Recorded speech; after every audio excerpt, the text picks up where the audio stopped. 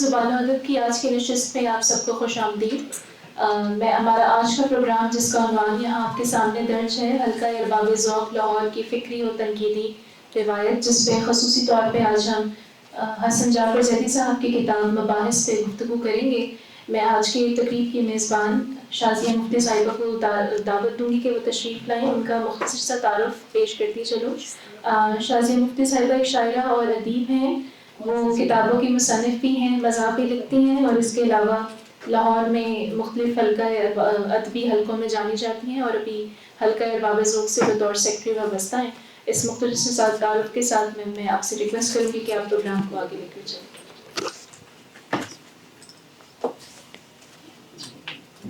جی السلام علیکم، اعوذ باللہ من الشیطان الرجیم، بسم اللہ الرحمن الرحیم۔ آپ سب کو مباحث کے تعارفی پروگرام میں خوش آمدید۔ سب سے پہلے میں حسن جعفر زیدی صاحب کو دعوت دوں گی کہ وہ تشریف لائیں۔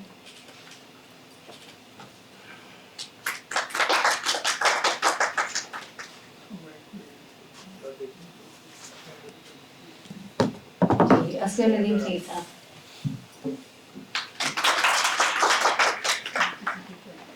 ہمارے تیسرے پینل میں جو شامل ہیں مقررین میں، وہ بھی راستے میں ہیں، اور اب پروگرام کو شروع کرتے ہیں۔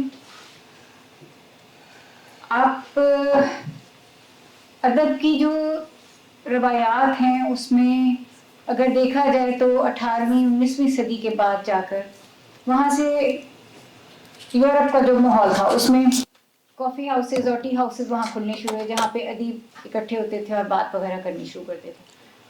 جنگیں چل رہی تھیں، پہلی جنگ عظیم چلی، دوسری کو بہت زیادہ بین الاقوامی طور پہ حالات بہت خراب تھے۔ اچھا، بر صغیر کو سب سے زیادہ یہ اعزاز حاصل ہے کہ یہاں سب سے پہلے ادبی تنظیم حلقہ ارباب ذوق یہاں پہ بنی، بلکہ اس سے بھی پہلے انجمن ترقی پسند مصنفین اور 1935 میں، اور اس کے بعد قیوم نظر اور نور میم راشد تھے، اور پھر میرا جی، انہوں نے یہ شمع جلائی جس کا نام پہلے بزم داستان گویا رکھا گیا، اور اس کے بعد پھر اس کو حلقہ ارباب ذوق کا نام دے دیا گیا، اور وہ 86واں سال یہ چاہ رہا ہے جب سے ہم یہ شمع لے کر چل رہے ہیں۔ ہمارے سینئرز ہیں، یہ سیکٹری ہیں، جوائنٹ سیکٹریز ہیں، اور فرا رضوی یہاں موجود ہیں جو جوائنٹ سیکٹری رہی ہیں، پھر سیکٹری رہی ہیں، اور الیکشن کمشنر بھی، اور اب الحمدللہ اب میں لے کر چل رہی ہوں یہ۔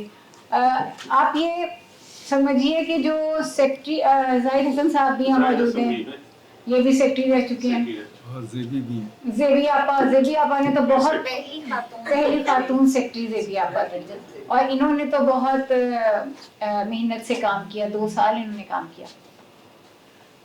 اب یہ ہے کہ ایک ہوتا ہے نا عام نارمل انسان، اور ایک ہوتے ہیں کوئی خاص انسان جن کو اللہ تعالیٰ نے کوئی خاص ایک اعصاب مضبوط دے کر پیدا کیا ہوتا ہے۔ تو میرا خیال ہے کہ جو سیکٹریز اور جوائنٹ سیکٹریز رہ چکے ہیں حلقے کے، ہم لوگ کوئی شاید آئرن لیڈیز اینڈ آئرن مین تھے، جتنا کام، جتنی ٹینشن، جتنا کچھ ہم لوگ لے کر چلے ہیں، یہ سب بتائیں گے ابھی آپ کو۔ تو سب سے پہلے میں سر اصغر ندیم سید سر سے درخواست کروں گی کہ یہ بتائیں کہ حلقہ ارباب ذوق کیوں بنایا گیا، اس کی کیا ضرورت کیوں پیش آئی تھی؟ Sir please. نہیں، ادھر بیٹھ کے ہی بات کریں آرام سے، کیجول سا ہے۔ اچھا، بسم اللہ الرحمن الرحیم۔ شکریہ شازیہ مفتی، خواتین حضرات۔ ایک تو میں لمس کو اور قربانی سینٹر کو اور ان کے منتظمین کو مبارک دیتا ہوں کہ اتنی اہم کتاب پہ یہ نشست رکھی۔ اہم کئی معنوں میں ہے تو اس کی تو تفصیل بہت زیادہ ہے، لیکن میں کچھ باتیں گزارش ضرور کروں گا۔ پہلی بات تو یہ کہ کاش آج نوجوان زیادہ ہوتے تو میں یہ ان کی سمجھ میں بات آتی۔ اس وقت جو یونیورسٹیز میں کلچر ہے جس میں کہ علمی اور تہذیبی سطح کا مکالمہ مفقود ہوتا جا رہا ہے، میرے لفظ کلیشے نہیں ہیں، میں خود یونیورسٹی کا ڈین ہوں تو میری بات میں کوئی صداقت ہے، تو وہ مفقود ہوتا جا رہا ہے۔ اس کی بے شمار ریزنز ہیں۔ اس کی سب سے بڑی ریزن تو یہ جو ریسرچ کا ایک پھندا ہے. ہمارے زمانے میں ریسرچ کوئی چیز نہیں تھی, تعلیم بیٹھ کے بتایا جاتا تھا, اٹھتے بیٹھتے تھے ان لوگوں میں, وہ تھی ریسرچ. سماج کو دیکھتے تھے, وہ تھی ریسرچ. اب انہوں نے بند کر کے ڈبوں میں کہ جاؤ اور جو کچھ ہوا ہے اس کو کریت کے لے آؤ, اس کے اوپر چیٹ جی پی ٹی کا ملمہ بھی چڑھا دو. تو نتیجہ کہ طلبہ کے اندر نہ ذوق ہے, نہ علم کے لیے کوئی ڈیفینیشن ہے. What is knowledge? انفارمیشن آ گئی, فلاں چیز آ گئی, فلاں ٹائٹلز آ گئے, نئے نئے ڈپارٹمنٹس آ گئے, چل رہا ہے اور یہ چلتا رہے گا. خود 99% ویسیز کے بارے میں چھپ چکا ہے, چھپتا رہتا ہے کہ وہ کون ہے, وہ کس میریکل سے آئے ہیں, کون سی انجینئرنگ انہوں نے کی تھی, کیا ایجاد کیا, کسی کو نہیں معلوم. میں اس بات کو یہیں رہنے دیتا ہوں. میرا موضوع بہت ہی خطرناک ہے, بہت ہی اہم ہے, اس لیے کہ یہ جیسے شازیہ نے جو سوال کیا اسے اب کنیکٹ کر رہا ہوں, اور انہوں نے خود بتایا 8 دہائیوں کا سفر. تو یہ مکالمہ کیوں ضروری تھا؟ یہ برِ صغیر کا علم و ادب کا پوری تحریکیں کیا ہیں, ان کا ایک پورا پس منظر ہے.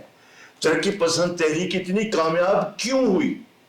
کلونیل پیریڈ چل رہا ہے, اور کلونیل پیریڈ میں کلونیل کے جو بادشاہ ہیں وہ اس پہ توجہ ہی نہیں دے رہے کہ یہ کیا کر رہے ہیں, اس لیے کہ ان کا کنسرن ہی نہیں ہے. ان کا کنسرن ریلوے بنانے پہ ہے, ان کا کنسرن سر سید کے ذریعے سے کالج بنانے پہ ہے, ان کا کنسرن نصاب بدلنے پہ ہے, زبانوں کو خرد برد کرنے سے ہے. یہ ساری باتیں آپ سب جانتے ہیں. وہ اس چکر میں تھے ہی نہیں. انہوں نے کہا ٹھیک ہے لگے رہو. اور ترقی پسند تحریک نے پھر کئی سطحوں پہ کئی طرح کا کام کیا جو انویزیبل تھا اس وقت, بعد میں ویزیبل ہوا کہ کس طرح وہ سوچ رہے تھے, کس طریقے سے کنیکٹ کر رہے تھے, کس طریقے سے فکشن کو تبدیل کر رہے تھے, کس طریقے سے شاعری کے موضوعات بدل رہے تھے, غزل کی جگہ نظم کیسے آ رہی تھی, وغیرہ وغیرہ. بہت ساری لمبی بحثیں ہیں.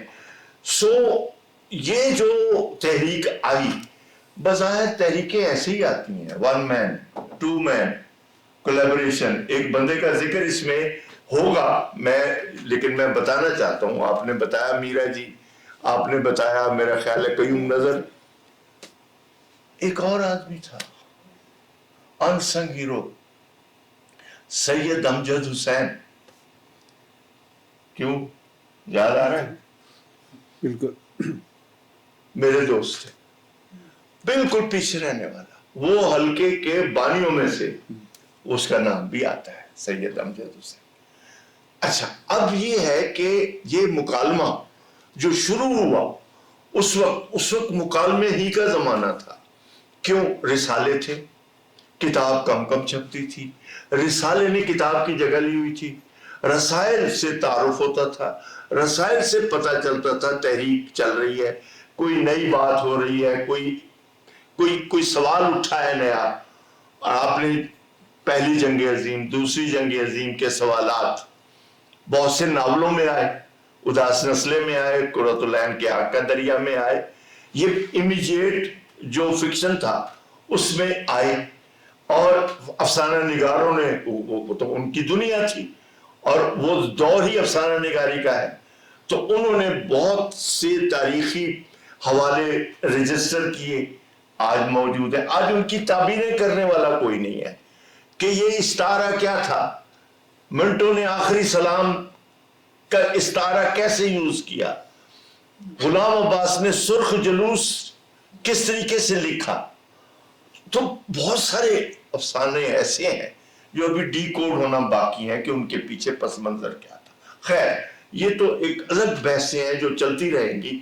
اگر ہم اس کتاب کو دیکھیں, بلا شبہ یہ 30 سال 40 साल का जो अच्छा पीरियड है हल्के का, ये लाहौर का इंटेलेक्चुअल चेहरा है। It is the face of intellectual Lahore, कि लाहौर था क्या। ये एक अदबी तहरीक बज़ाहिर थी, ये इल्मी तहरीक थी, ये तहजीबी और सकाफती तहरीक थी, जो अपना आहिस्ता आहिस्ता रोल पैदा कर रही थी। शुरू हुई अदब से, नज़म पढ़ो, अफसाना पढ़ो। मिंटो ने भी पेश किया अफसाना, और उसको ठीक ठाक गालियां पड़ी हल्के में। और ये किसने लिखा है मैं अभी बताता हूं, जिसने कमाल अहमद रिजवी ने ये वाकया अपनी किताब में लिखा है कि मिंटो साहब ने ये अफसाना पढ़ा, गालिबन टोबा टेक सिंह था या क्या, तो कोई अच्छा अफसाना। तो गालियां खा के बाहर निकले, सालिम तांगा कराया, और मैंने कहा सर मैं बैठ जाऊं, तो उसने कहा चल तू भी बैठ जा। बैठ गए, और वो गालियां देते हैं कि हल्का क्या है, लोग ये कौन लोग हैं, ये क्या है। तो कमाल अहमद रिजवी का जुमला है कि मंटो साहब क्या है वो ठीक रहे थे। मेरा जुमला नहीं है ये, कमाल अहमद रिजवी की किताब याददाश्तें मौजूद है। तो मिंटो ने फौरन गुस्से में कहा तांगा रोको, उतर उतर, और कहते मैं उतर गया। बताना मैं क्या चाहता हूं, कोई एक बात तो है नहीं, क्योंकि ये एक जमाना है जो इतने इल्मी और तहजीबी सतह पर फैला हुआ है कि इस किताब का जो को अगर आप खोलना चाहें तो 3-4 बड़ी बुनियादी चीजें समझ में आती हैं। पहली बात तो यह है कि लाहौर मुकालमे का कितना बड़ा मरकज था, कितना बड़ा मरकज था कि मुकालमा जारी है। Tea house, coffee house, Chinese lunch home, YMCA, Lord's, एक आपको नहीं मालूम वामडा हाउस से लेकर इधर पंजाब यूनिवर्सिटी तक सारे कैफे, सारे टी हाउसेस, सारे चाय खाने हैं। कोई खाबगिरी का कोई मरकज ही नहीं था। एक एक करके बंद हुए, एक एक करके चीजें खत्म हुई, और आखिरी ठिकाना पाक की हाउस रहा या कॉफी हाउस रहा। फिर एक वक्त आया कि वो खैर। तो इसमें इन्होंने जो चीज जमा की है वो हमें यह बताती है कि कौन कौन से सवालात थे जो उस वक्त उठाए गए। आज उन सवालात को कोई पूछता ही नहीं है। वो इश्तराकियत से मुतल्लिक थे, वो दूसरी जंग अजीम से मुतल्लिक थे, कॉलोनियल पीरियड से मुतल्लिक थे, आम लामबंदी से मुतल्लिक थे, आम किसानों के मसाइल से मुतल्लिक थे, मजदूरों से मुतल्लिक थे, तहरीकों से मुतल्लिक थे, यूनियनों से मुतल्लिक थे। मार्क्स कौन था, एंगल्स कौन था, लेनिन कौन था, फला चीन में किस तरह से तब्दीली आ रही थी, और चीन में कौन थे जो रिविजनिस्ट थे। ये चीजें तो उसी जमाने की बहसें हैं। आज तो उसका जिक्र ही कहीं नहीं, आज तो किसी को पता ही नहीं है कि ये कितने बड़े मौजूआत थे जो यूं प्लेटफॉर्म पे आके डिस्कस हो रहे हैं। और ये गलत फहमी दूर कर दीजिए कि ये सिर्फ अदीबों की तहरीक नहीं थी। कौन लोग शामिल थे वो तो उनके नाम लिखे हुए हैं, यानी मुझे तो कुछ रिवील करने की जरूरत ही नहीं है। जो ये रिपोर्ट्स हैं उसके एंड में जो सबसे अहम बात है कि जो शरीक होते थे उस महफिल में उनके नामों की तफसील होती थी। अब वो नाम पढ़ लें आप। वो कला हम समझते हैं आज के वो कला नहीं, ये कुछ थे वो कला जिनका काम ही यही था कि वो आके बहसें करें और बड़े बड़े मौजूआत को छेड़े। सहाफी आजकल का सहाफी नहीं था। यही तो देखना है कि कैसे जवाल, कैसे चीजें बदली हैं, कि सहाफत के लोग कौन थे। वो लिखते भी थे, वो राइटर्स भी थे, वो कलामे राइटर्स भी थे, नहीं भी थे, लेकिन वो आके बैठते थे, वो आके बात करते थे। इसी तरह इसके अंदर मैं आपको ऐसा ऐसा अनसंग हीरो दिखाऊं जिसने जिंदगी इसमें लगा दी, जिंदगी इन बहसों में लगा दी और इन कोशिशों में लगा दी کہ تبدیلی آئے, کہ ذہن بدلیں گے, وہ سارے نام اس میں موجود ہیں. یہ ان سنگ ہیرو سے بھری ہوئی کتاب ہے. ادیب تو آپ کو مل جائیں گے اس میں, میرے جیسے بھی اور بھی جو آتے تھے, کام کرتے تھے, بات کرتے تھے, نظم پڑھتے تھے سب, لیکن بے شمار نام کوئی نہیں جانتا وہ کون تھے. وہ وہی لوگ تھے جن کا میں ذکر کر رہا ہوں, کہ جو نکل آتے تھے اور آ کے بس بیٹھ گئے, جن کو لو لگی ہوئی تھی کہ بس ہم نے یہ اجلاس میں جانا ہے اور بات کرنی ہے, اور وہ بات کر کے اٹھتے تھے, ان کو پرواہ نہیں تھی. اور یہ وہ سارے ادیب ہیں جن کو پیسے ٹکے کی فکر نہیں تھی, جن کو یہ فکر نہیں تھی کہ جی ہمیں کہاں سے مشاعرہ ملے گا اور کہاں سے کیا ملے گا.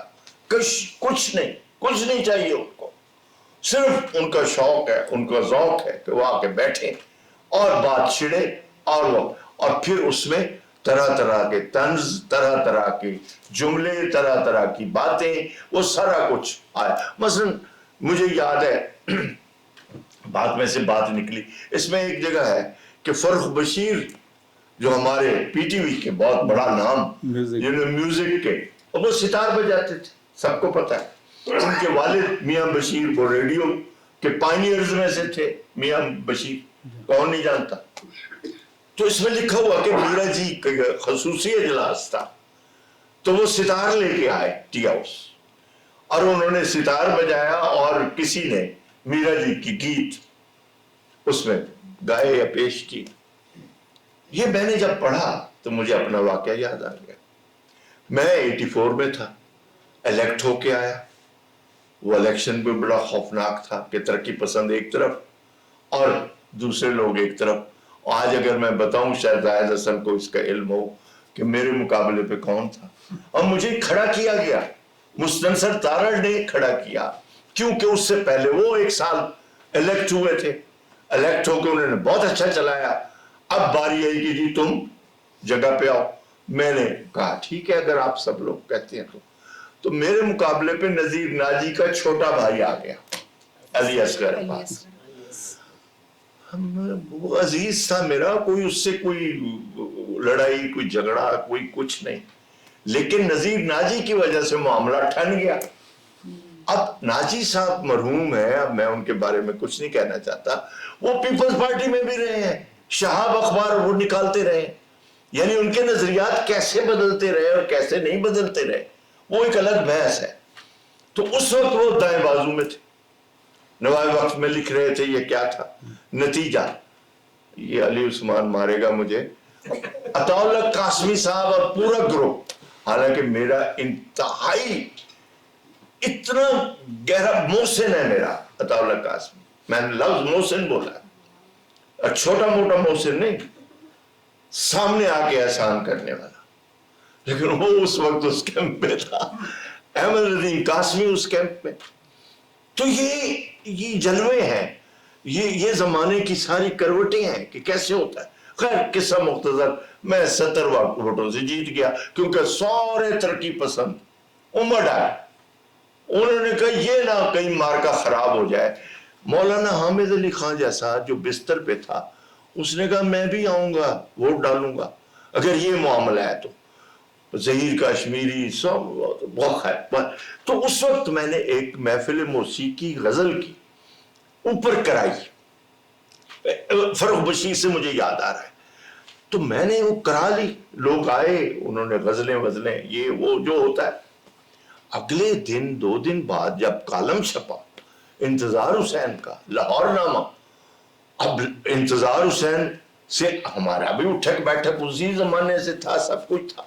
انہوں نے رگڑا لگایا کو خوفناک کہ اب کوٹھے پہ یہ چڑھے گا, اب پشوازیں آئیں گی. اب اس نے تو ایک اپنا نشہ لیا, مزہ لیا, اور ٹکا کے اس نے کہا کہ جی بس ایک کوئی دن دور نہیں, کوئی کہ یہاں سے عورتیں اوپر جائیں گی اور پھر گھنگروں کی آوازیں آئیں گی اور یہ کوٹھا بن جائے گا. یہاں تک لکھ دیا. اب غصہ تو ہمیں بہت آیا کہ بھائی آپ तो खुद तहजीब की बातें करते हैं, आप तो खुद इस तरह की बातें करते हैं कि मौसीकी और शायरी और ये सारा तो ये सारी चीजें चलती रहीं। तो इसमें मैं बात लंबी नहीं करूंगा, मैं रोकता हूं, लेकिन ये कि ये मुझे उकसा रही है किताब के इसके अंदर इतने। अब जरा सिर्फ ये देख लें कि मुहर्रिक बहस कौन लोग होते थे और उन्वानात क्या थे। 80% उन्वान वो है जिनका सियासत से ताल्लुक है। ये पढ़ी हुई है किताब, अगर कोई झुटला दे तो पढ़ी है, सियासत से ताल्लुक, इसलिए कि अदीब का सियासत से बड़ा गहरा कंसर्न था और वही कस्टोडियन थे इस सारे मुल्क की जो सियासी तब्दीली और निजाम है उसको देख रहे थे। तो इसलिए उनको सारा पता था कि किस तरीके से हमने बहसें करनी है और क्या। और उसी में से जो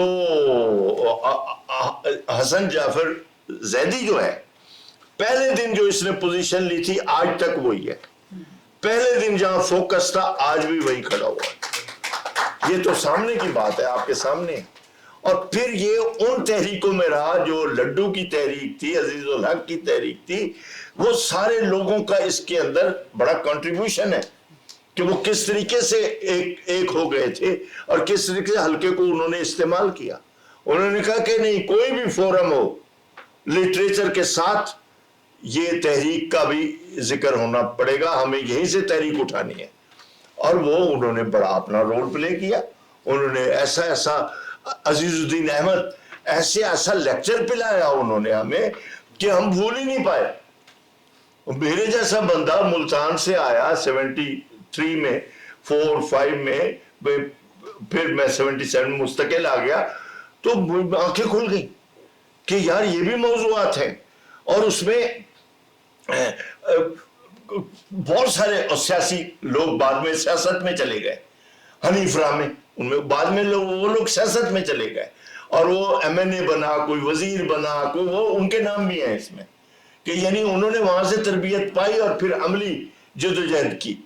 तो ये किताब सिर्फ ये नहीं है कि एक तकरीब हुई उसकी रिपोर्ट है ना, ये वो चेहरा है जिससे आपको पता चल जाएगा लाहौर था क्या और लाहौर में कैसे कैसे फकीर, कैसे कैसे दरवेश, कैसे कैसे आए और चले गए और उन्होंने कोई एजाज नहीं लिया, कोई पैसा टका नहीं कमाया, कोई औलादों के लिए कोई सरमाया नहीं जमा किया।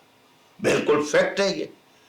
आजाद कौसरी कौन था बताओ जरा, कैसे जिंदगी गुजार गया और क्या कंट्रीब्यूट कर गया। कोई एक बंदा हो तो बंदा नाम ले। तो ये इसलिए महफूज करो ताकि कोई अगर देखना चाहे कि लाहौर को बनाने वाले कौन थे तो वो इसमें नाम मौजूद है, वो बनाने वाले थे। तो बहरहाल ये बहुत लंबी बातें हैं, तो मेरे अलावा भी लोग बात करेंगे।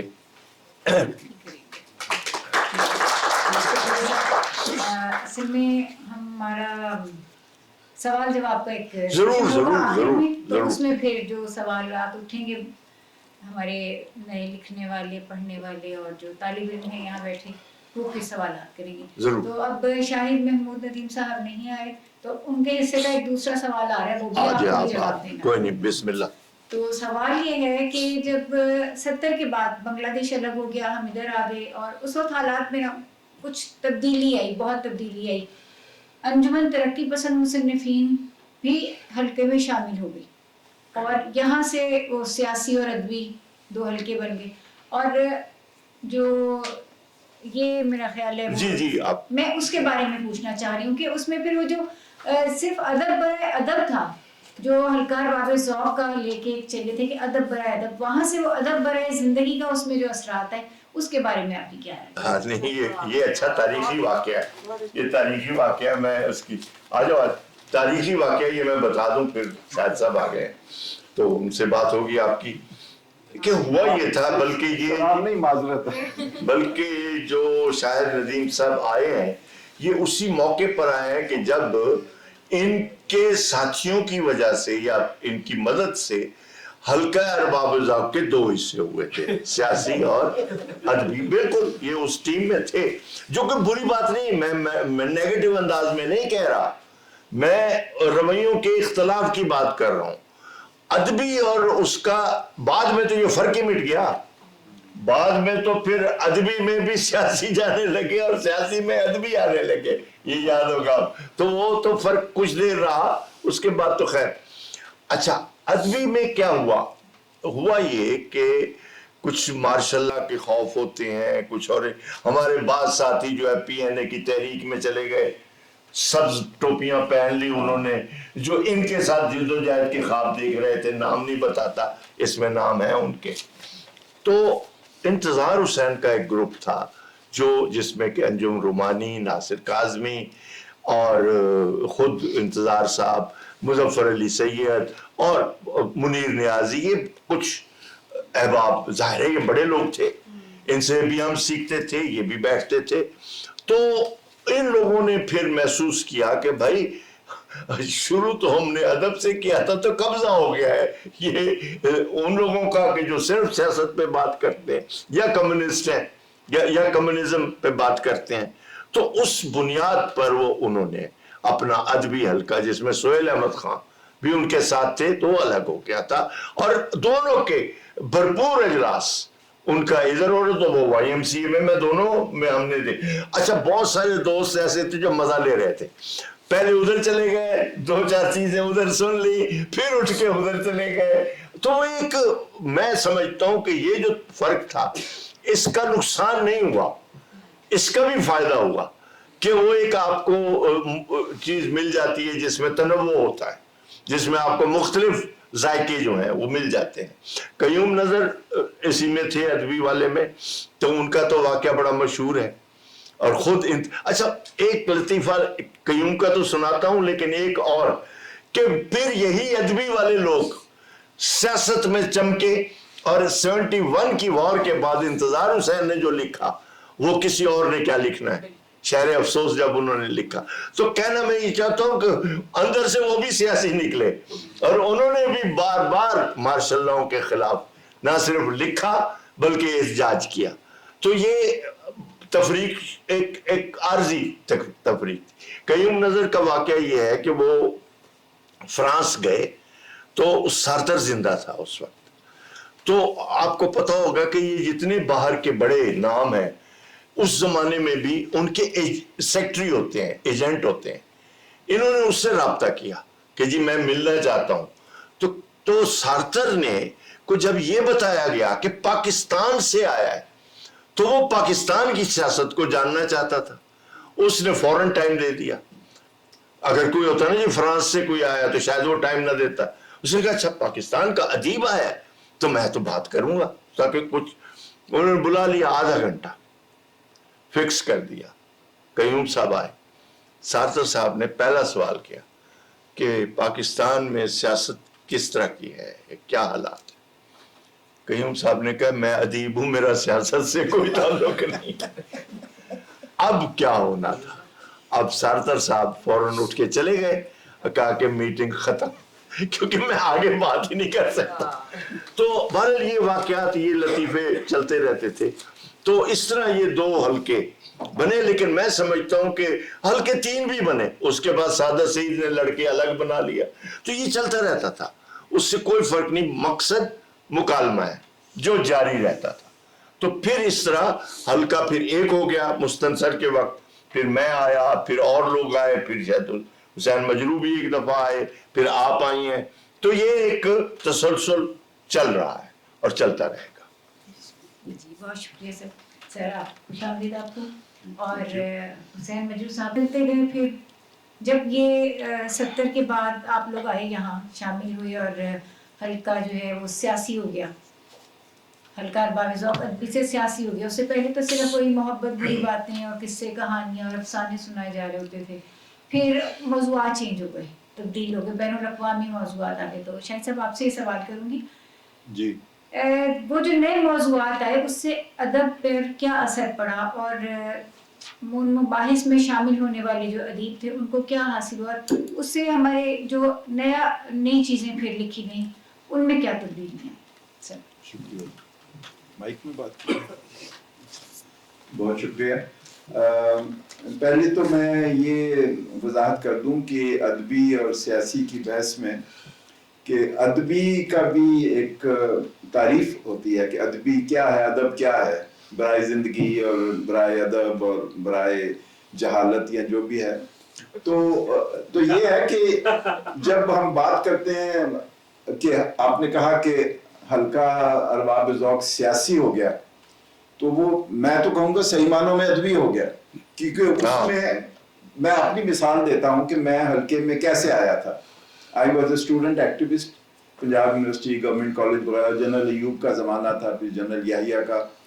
تو باہر ہم جلوس نکالتے تھے، پتھراؤ کرتے تھے، لاٹیاں کھاتے تھے مال روڈ پہ، اور شام کو پھر ہم آ جاتے تھے حلقہ ارباب ذوق میں، اور اس کے بعد ہم ٹی ہاؤس چلا جاتے تھے. تو مجھے تو کبھی محسوس نہیں ہوا کہ اس میں کوئی فرق ہے کہ سڑک سے اٹھ کے تو ایک اس کا اسموک فیلڈ تنگ سا کمرہ جو ہے YMCA کمرہ نمبر 2 یا اس سے زیادہ اسموک فیلڈ ٹی ہاؤس، اس میں جانے میں کوئی فرق ہے. کیونکہ پرسنلی میرا بھی سفر ایسا ہی تھا جس میں ادب اور سیاست میں کوئی تمیز نہیں تھی. کہانیاں بھی میں نے طالب علمی کے زمانے سے لکھنی شروع کی، ڈرامے بھی اور جلوس بھی نکالنے شروع کیے. تو اس کے بعد پھر ٹیلی ویژن میں آ گئے، تو یہ حسن اس کے گواہ ہیں، وہاں پر بھی ہم نے ڈرامے بھی بنائے، ڈاکومنٹریز بھی بنائی، میوزک پروگرام بھی کیے، قوالیاں بھی کی، اور ٹیلی ویژن یونین کی ہڑتالیں بھی کی، جس کے نتیجے میں پھر نکالے بھی گئے کئی دفعہ اور جیلوں میں بھی کئی دفعہ گئے. تو ایک تو یہ میں وضاحت کر دوں کہ میں تو اسی سڑک سے پتھر چھوڑ کے قلم لے کے تو حلقہ ارباب ذوق میں آیا کرتا تھا. اب وہ اتفاق ہے کہ وہ دور ایسا تھا کہ اتنی بڑی ایک تبدیلی آ رہی تھی جو ہمیں محسوس نہیں ہو رہی تھی. ایک تو مسلسل دستکیں ہو رہی تھی، زور زور سے لگتا تھا دروازے کھل جائیں گے. انقلاب جو ہے نا وہ دروازے پہ دستک دے رہا ہوتا تھا، کبھی وہ شمال سے آ رہا ہوتا تھا، کبھی ہمسائے سے آ رہا ہوتا تھا، ایران، افغانستان، انڈیا، مطلب جنوب سے ذرا اس کے امکانات کم تھے. تو وہ مطلب ایک دور ایسا تھا. پھر اس میں تحریک چلی، پہلے ایوب خان کے خلاف، پھر یحییٰ خان کے خلاف، پھر بھٹو صاحب کے حق میں، اور پھر بھٹو صاحب کے خلاف. تو وہ ایک سلسلہ تھا جس میں خلاف بولنے والے بھی موجود تھے اور حق میں بولنے والے بھی موجود تھے. اور ہمارے جیسے لوگ جو تھے وہ خلاف بولنے میں زیادہ ہمیں مزہ آتا تھا، کیونکہ ایک ادیب ہو یا قلم والا یا ایک پتھر ہاتھ میں لیے ایکٹیوسٹ ہو، ان کو شیشے توڑنے میں زیادہ مزہ آئے گا. شیشے کی صفائی کرنا جو ہے وہ تو مطلب اٹس ناٹ ویری ایکسائٹنگ. تو یہ ایک ماحول تھا جس میں حلقہ ارباب ذوق کے اندر ایک تبدیلی آ رہی تھی. تو جب میں وہاں داخل ہوا تو اس وقت ابھی ابتدا تھی، کچھ وہ جو پہلی بارش کے چھینٹے ہیں نا وہ آ رہے تھے، جو انقلابی بارش کے چھینٹے. پھر وہاں میں نظر آئے ایک عجیب و غریب خدا کا عجوبہ تھے ڈاکٹر عزیز الحق، جو جتنے پیشنیٹ وہ انقلاب کے بارے میں تھے، اپنی ذاتی زندگی میں، نظریات میں جیسے بھی تھا، تو وہ لگ رہا تھا کہ وہ کسی کی آواز کسی کو دے رہے ہیں، یعنی وہ کسی کی آواز ہیں جو ایک نیا زمانہ آ رہا ہے. اور وہ جو دستکیں جو ہے وہ ہمیں بھول گئی، ہمیں عزیز الحق نظر آئے. پھر ان کے ساتھ اور تھے جو ترقی پسند تحریک کے لوگ. حلقہ ارباب ذوق کسی زمانے میں تو صحیح معنوں میں رائٹ ونگر، ادب سو کالڈ ادب نواز لوگوں کا حلقہ ہوتا تھا، لیکن اب وہ ترقی پسندی اس میں آنا شروع ہو گئی. ہوا باہر سے آتی تھی YMCA کے دروازوں سے. تو اس میں پھر ایک تو یہ چینج آئی کہ نوجوان شامل ہونا شروع ہوئے، اور نوجوان جنہوں نے دنیا باہر دیکھی ہوئی تھی، جنہوں نے لاٹھیاں کھائی ہوئی تھی، جیلیں کاٹی ہوئی تھی، گھروں سے نکالے گئے تھے، یونیورسٹیوں سے ریسٹیکیٹ ہوئے تھے، یہ سارے میں ایکچوئل اپنے آبزرویشن کی بنیاد پہ آپ سے کہہ رہا ہوں، وہ اندر آنا شروع ہوئے. تو وہ جو ادب کی ایک فلٹر لگایا ہوا تھا کہ اندر وہی آئیں گے جو ادیب لگیں، جن کے چہرے پہ بے تحاشا متانت ہو اور آنکھوں میں کچھ بہت گہرائی ہو اور کتابیں ہاتھ میں ہوں اور بہت تہذیب سے اور نہایت ہی اچھی اردو میں بات کرتے ہوں. اور وہ جو صاحب مضمون یا صاحب افسانہ ہے اس سے ایسی تنقید کریں کہ اس کی ایسی کی تیسی کر دیں اور وہ اس کو پتہ بھی نہ چلے. مطلب اتنے مہذب طریقے سے وہ تنقید ہوتی تھی. تو وہ تنقید کے رنگ تھوڑا سا ٹوٹنے شروع ہوئے اور ایج گیپ فرق ہوا, جو ایک ایڈیولوجیکل گیپ فرق ہوا, یہ مکس ہو گیا سارا کچھ. اور اس کے بعد آپ نے کہا کہ موضوعات, تو پھر موضوعات تو بدلنا شروع ہوئے, کیونکہ یہ جو لوگ آ رہے تھے وہ اپنے موضوع ساتھ لا رہے تھے. وہ سارے ادیب تھے, ادیب نہیں تھے تو ادب نواز تھے, ادب نواز نہیں تھے تو دلچسپی تھی انہیں کہ دیکھیں کیا ہو رہا ہے. تو وہ ایک میں سمجھتا ہوں کہ بہت ہی ایک یادگار زمانہ تھا, جس کی کچھ جھلکیاں حسن نے اپنی اس ڈاکومنٹ کی ہیں کتاب میں. تو لیکن یہ جو بات میرے ندیم جو کہہ رہے تھے کہ وہ اس میں یہ بڑی دلچسپ بات ہے کہ وہاں پر ہم گھن گرج کے ساتھ, اور ایک گھن گرج والے ہم سے ریسنٹلی جدا ہو گئے, خالد محبوب, ان کا نام سوچے کہ ادبی نقاد کا نام کبھی لڈو ہو سکتا ہے. وہ تھے, آج تک وہ آخری وقت تک وہ لڈو کہتے تھے, اور لڈو کا تصور بدل گیا ان کو دیکھ کے. تو یہ جو یہ آتے تھے تو اپنا موضوع ساتھ دے کے آتے تھے, تو اس میں پھر مزدوروں کی بات بھی ہونے لگی. تو بھئی مزدوروں کا ادب سے کوئی تعلق ہوگا, شاعری سے, موسیقی سے, افسانہ نگاری سے, یا ایٹ لیسٹ کہانیوں کے موضوع تو مزدور ہو سکتے ہیں. سو مزدور اس میں آ گیا, نوجوان اس میں آ گیا, اس میں پھر نظریہ آ گیا, پھر اس میں روس اور چین اور امریکہ, سرمایہ داری, سوشلزم آ گیا. تو یہ ایک تو یہ کہ سیاسی موضوعات جن کو سمجھتے تھے کہ سیاست جو ہے اس کا داخلہ بند ہے, ہندوستانیوں کا کتوں کا داخلہ بند ہے, تو یہاں تھا کہ سیاسی کارکنوں کا, سوچ رکھنے والے لوگوں کا, یا بلند آواز میں بولنے والوں کا, یا بدتمیزی سے تنقید کرنے والوں کا داخلہ بند ہے, تو وہ تمیز ختم ہو گئی. اس کے بعد پھر اور دلچسپ باتیں ہوئی کہ وہاں پر مثلاً ہمسائے میں ہمارے ہوتا تھا پنجابی ادبی سنگت, تو وہاں پر پنجابی میں ہوتا تھا, تو ایک ادبی سیاسی کی تمیز الگ ہے, وہاں پنجابی اردو کی بھی تمیز بڑی سخت تھی. تو جو پنجابی سنگت میں آنے والے وہ ہمارے اردو والے جو ہال نمبر 2 کے سامنے سے ہو کے گزرتے تھے, مجال ہے وہ دیکھیں اندر کیا ہو رہا, رائٹ سائڈ پہ سیدھا ہو جاتے تھے ادبی سنگت.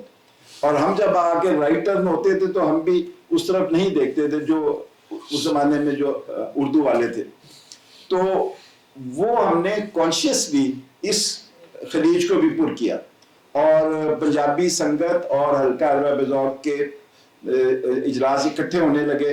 اور بعض دفعہ ہم وہاں پر, مطلب ابھی تو بڑا عجیب لگتا ہے کہ میں اپنے آپ کو, میں جدی پشتی پنجابی ہوں, تو لیکن اس زمانے میں ہم اردو کے علم بردار تھے, ادھر ہمارے دوست پنجابی کے تھے, تو پھر ہم ادھر جا کے کچھ پڑھتے تھے. اور پنجابی میں لکھنا میں نے سنگت میں جانے کے لیے کیا, جو بعد میں پھر زیادہ میرا کام جو ہے ڈرامہ نگاری کے حوالے سے وہ پنجابی میں ہے. اور سنگت والے ہمارے ہاں آنا شروع ہو گئے. پھر صوفیاء پہ اکٹھے اجلاس ہوتے تھے, بلے شاہ پہ, شاہ حسین پہ, اور وہ پھر مشترکہ اجلاس بھی ہوتے تھے. تو یہ ایک بہت بڑی ہم نے, آپ اندازہ نہیں کر سکتے کتنی بڑی خلیج تھی وہ پار کی ہم نے, کہ 50 سال سے یہ تمیز تھی اور اب یہ تمیز دور ہو گئی. آج شاید ہمیں وہ بہت عجیب نہ لگے. پھر یہ تھا کہ چھوٹی قومیتیں ہیں اس زمانے میں, جو ہم کہتے تھے جو ہمارے دوسرے صوبے ہیں, تو یا بنگال ہو گیا, تو اس کے اوپر نہایت ہی مشکل حالات میں بھی اس کے اوپر وہاں اجلاس ہوتے تھے, اور بالکل اس میں دھڑلے سے بات چیت ہوتی تھی. اور سب سے دلچسپ بات یہ ہے کہ جب یہ الگ ہوا تو وہ ہمارے بزرگ تھے, ان کو یہ ہماری آوازیں ہیں اور ہمارا جو ایک پوائنٹ آف ویو ہے نہیں پسند آیا, وہ چلے گئے ٹی ہاؤس کے جگہ, وہ تنگ چھوٹی سی جگہ تھی. بعد میں جا کے انہوں نے وہیں بیٹھنا ہوتا تھا, ہر شام کو وہیں بیٹھنا تھا, تو اتوار کے اجلاس میں بھی وہ وہاں جا کے بیٹھ جاتے تھے. تو ہم نے کہا جی ٹھیک ہے, بڑی خوشی سے انہوں نے اپنا نام کر دیا حلقہ ارباب ذوق ادبی. ہمارا حلقہ ارباب ذوق ویسے ہی رہا, اور اس کے بعد پھر وہ چل کے 2 سے 1 بھی ہو گئے. تو دلچسپ بات یہ ہے کہ جب وہ ہمارے پاس تھے اور جب نہیں بھی تھے, تو ہم کچھ نہ کچھ ادب نواز ہمارے جو لوگ تھے ان کو لے آتے تھے, اشفاق احمد, بانو قدسیہ یا جو بھی ہے.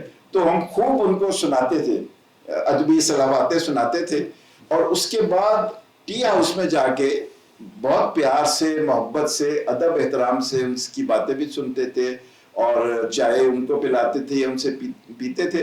तो वहां पर टी हाउस के सरकार में जाके सब एक हो जाते थे।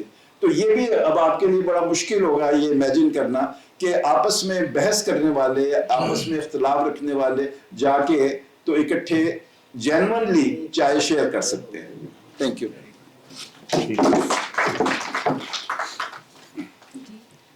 ये मुबाहिस किताब को मेरे तक पहुँचे, मुझ तक पहुँचे करीबन 1 महीना हो, और अगर मैं रोज़ इसको आधा घंटा ना पढूं तो मुझे यूँ लगता है कि मेरा वो दिन ही नहीं गुजरा।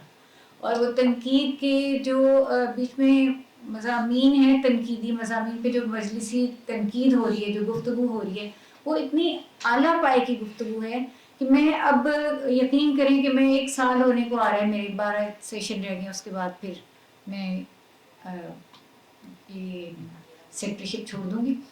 तो मैं कॉम्प्लेक्स में आने लगी हूँ कि मेरे दौर में इतनी अच्छी चीज़ें क्यों नहीं आ रही और इतनी अच्छी तनकीद क्यों नहीं हो रही। तो मैं असगर नदीम सैयद साहब से ये सवाल करूँगी कि ये क्यों हुआ, कहाँ हुआ, वो कहाँ पे वो तरबियत की और कमी कहाँ से आई? ये बड़ी अच्छी बात आपने कर दी है वाकई, और जो फ़र्क आपने बताया है बिल्कुल मालूम होना चाहिए ये फ़र्क, और इसको पढ़ेंगे तो फ़र्क खुद ही पता चल जाएगा कि इसमें कितनी गहरी सदाकतें हैं और कितने आला दर्जे के ऊपर उसको बयान किया गया है। देखिए आज की जो नस्ल है, मैं उसको कुछ नहीं कह रहा, मैं खुद, मेरे स्टूडेंट हैं, वो सब बच्चे हैं, हम उनकी रहनुमाई करते रहते हैं, लेकिन मैं एक फ़र्क बताना चाहता हूँ कि सोशल मीडिया पे अभी बच्चा पैदा हुआ है और वो शायरी में 1 लाख व्यूअर्स ले गया है। कोई बुरी बात नहीं, मैं उसके भी कोई उसके तंज नहीं कर रहा, लेकिन मैं ये बताना चाहता हूं कि इस शोहरत के पांव कहाँ है, इस शोहरत की जमीन कहाँ है।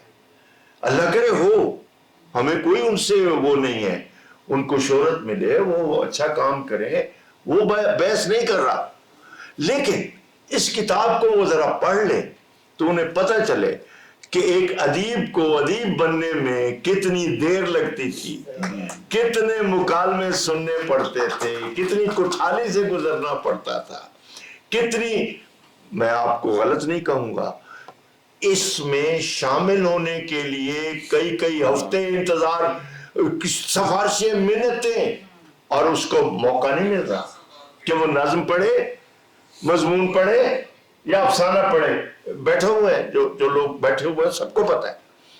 तो उनको बताया जाए आज की नस्ल को कि भाई एक रास्ता ये है, इसमें स्लो, बहुत आहिस्ता से मुकालमा होता है, बहुत ज़ेरी सतह पे चश्मा चलता है, वो ये नहीं उछल पड़ता, उसको फौरन वो तस्दीक नहीं चाहिए, पता नहीं कितना अरसा लगता है। तो हमें लगा ऐसा थोड़ा ही है कि इनको या मुझे या इनको ये थोड़ा ही है, नहीं, मुझे मौका ही पता नहीं कोई साल बाद, 2 साल बाद मिला कि मैं कोई तहरीर पढ़ सकूं। इवन टी हाउस में दाखिल होना मुश्किल था। ये मेरा जाती तजुर्बा है। वजह मैं बता देता हूं। वजह ये है कि अगर आप टी हाउस किसी ने देखा है तो उसमें टोटल 5 मेजें होती थी। वो मेजें उन लोगों के पास थी जो मुस्तकिल बैठने वाले थे। अब अगर एक मेरे जैसा आदमी मजाफाती है, वो एंटर होगा तो कहां जाए, जगह तो है नहीं, और बैठना उनके साथ है, वो अगर आपको बैठने देंगे तो आप बैठेंगे। अब हम क्या करते थे, बाहर खड़े होकर इंतजार करते थे, कोई वाकिफ गुजरे उसके साथ हम एंटर हो। जैसे जिम खाना में आप मेंबर नहीं है तो जो मेंबर है वो आपको लेके जा सकता है, आप दाखिल नहीं हो सकते। तो ये हाल था पाक टी हाउस का। तो मैं काफी घंटा 2 घंटे एक दिन खड़ा रहा फिर कहीं जाके सादत सईद की शक्ल नजर आई, तो वो मुझे पकड़ के ले गया कि यहाँ बैठो। नाम नहीं दिया ना। तो अब आप ये देखिए जो बात आपने की कि उस वक्त में और अब में, तो ये है फर्क के मुकालमे का कल्चर ही नहीं रहा, सबको जल्दी है। पहले रिसाला होता था तो रिसाले में छपने में भी जाहिर आपको पता होगा कि कभी कभी साल लग जाता था, आपकी बारी रिसाले में भी नहीं आ रही, कोई आपको छाप ही नहीं रहा। फिर कहीं छपा तो आप बगल में दबा के दिखा रहे हैं कि मैं छप गया हूं, यानी मैं आज पैदा हो गया हूं। तो ये वक्त था। और फिर ठीक है, इतनी आजमाइशों से आप गुजरेंगे तो नतीजतन फिर जाहिर है आपको मकाम भी मिलेगा, आपका नाम भी होगा आपका। तो आज की जो नौजवान है उनकी बदकिस्मती ये है कि रिसाले खत्म, अब उसकी जगह ले ली है इसने, किताब की जगह भी इसने ले ली है, तो उनके लिए सब कुछ अब ये है। तो ठीक है, वक्त वक्त की बात होती है, लेकिन सोबतों से बेहतर कोई इल्म की जगह नहीं है। इल्म फैला ही मुकालमे से है, अरस्तु व अफलातून के मुकालमे से शुरू हुआ है, आपके सामने है कि मुकालमे ने इल्म को जन्म दिया है। हमारे मशरकी अलूम क्या है? मुकालमा है। मकतब क्या थे? मुकालमा थे। वहां कोई निसाब नहीं था, वो एक सवाल से दूसरा सवाल जन्म लेता था और इस तरह से इल्म फैला है। तो इल्म की तो सबको पता है कि इसी तरह ही फैलता है। सो ये अब इस रिवायत को कैसे दोबारा लाना है ये मैं नहीं जानता। शुक्रिया सर। मैं खुद जब हल्के में जानी शुरू हुई तो मुझे हुसैन मजीद भाई ने बुलाया वहाँ, और ऐवान इकबाल में होता था, ज़ेबी आपा उस वक्त सेक्रेटरी थी, और वहाँ एक दर बने हुए, तो मैं उसके साथ छुप के चिपक के बैठी रहती थी कि मुझे देख ना ले, कि सर होते थे सब लोग इतने बड़े बड़े राइटर्स। और 5 साल, शायद 4 साल या 5 साल रहा वहाँ गालिबन, और मेरी जरूरत नहीं हुई कि मैं एक दफ़ा भी बात कर सकूं। इवन जब वो चाय डिस्ट्रीब्यूट हो रही होती थी तो मैं आगे हाथ करके बिस्किट पकड़ सकूं, ये इतनी भी नहीं जरूरत होती थी कि इतने बड़े लोग बैठे हैं। और आज मैं देखती हूँ लड़के आते हैं वहाँ छोटे छोटे से, और 2-3 चीज़ें तो 2-3 इजलासों में वो आएंगे, उसके बाद वो आके और धमकाते हैं मुझे कि हमारी चीज़ पेश करें। जब मैं कहती हूँ लाओ लेके आओ लिखी हुई, तो वो कहीं कहीं से उठा के ऐसे लिखी हुई, और वो तहरीरें होती हैं और वो पढ़ के उर्दू तक नहीं उनकी दुरुस्त होती। और एक मैं उसमें पढ़ जाती हूँ मखमसे में कि अब मैं इनका क्या करूँ, क्योंकि तहरीर कोई लेके नहीं आ रहा, तनकीद के लिए चीज़ें ही नहीं आ रही। लोगों को बाकायदा फ़ोन कर करके बुलाओ कि आएँ आप पढ़ें। सर आ जाते हैं, शाहिद साहब आ जाते हैं, सर आ जाते हैं। आप एक दफ़ा भी नहीं आए मेरे इजलास में। जब पता चलता है आप पाकिस्तान में नहीं होते। तो बहरहाल ये तो ऐसे ही है, ये सेक्रेटरी जो है, फिर वही मैंने कहा कि एक लोहे का चना है सेक्रेटरी बनना चबाना, और लोहे के इंसान ही होते हैं सेक्रेटरी। और एक बात मैं सिर्फ रह जाएगी वो बता दूं कि क्या कल्चर था मोहब्बत का, और आप जिसका जिक्र किया शाहिद साहब ने, कि किसी की जिम्मेदारी नहीं है कि चाय कौन पिलाएगा अजलास के बाद।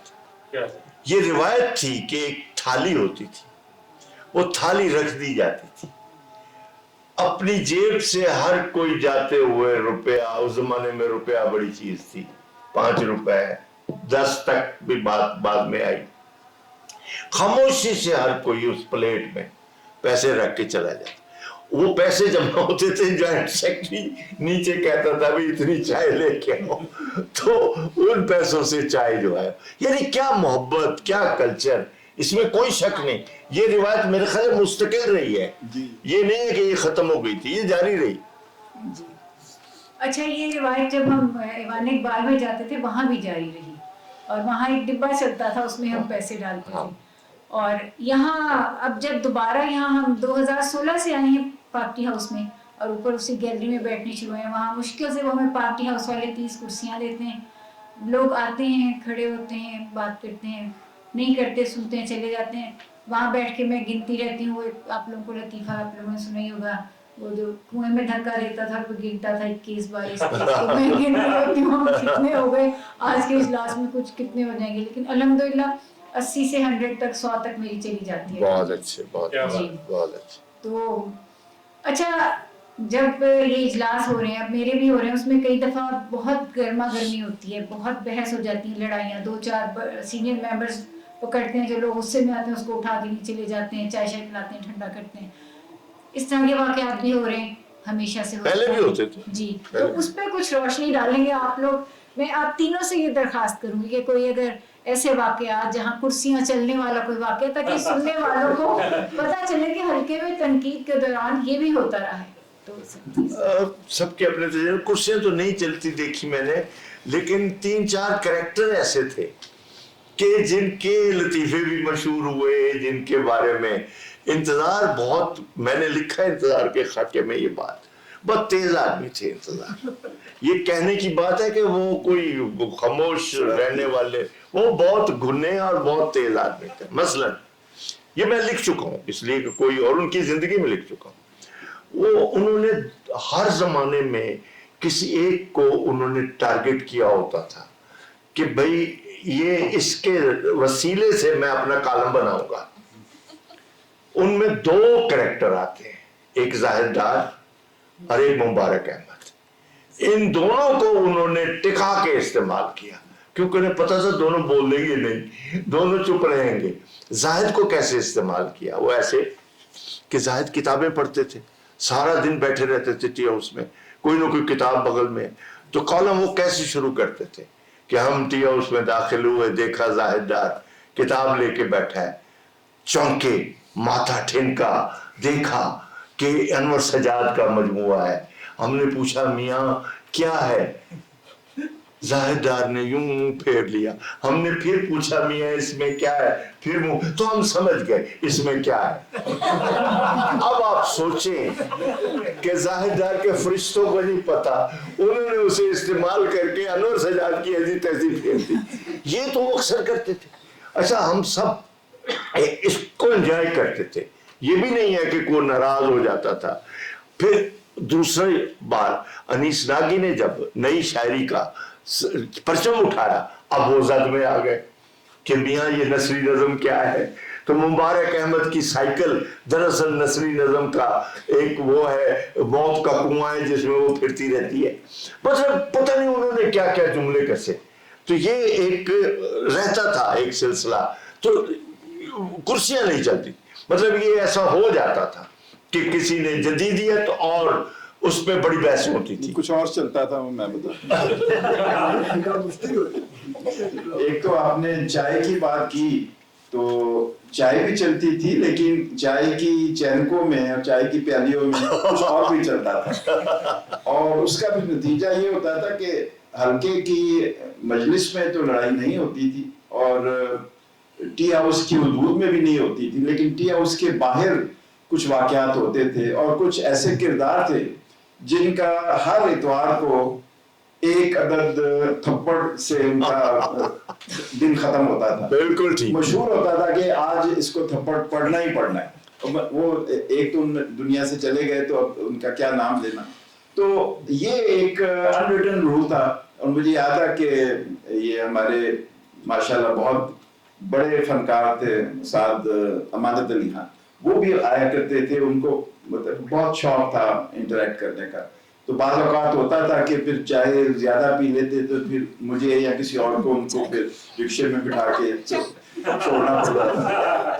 تو لیکن یہ ہے کہ جہاں تک مجھے یاد ہے کہ بھرپور یعنی منہ سے جھاگ بھی نکل رہی ہو، مکے زمین پہ میز پہ مارے جا رہے ہوں، لیکن میرا خیال ہے ہاتھا پائی نہیں ہوتی تھی.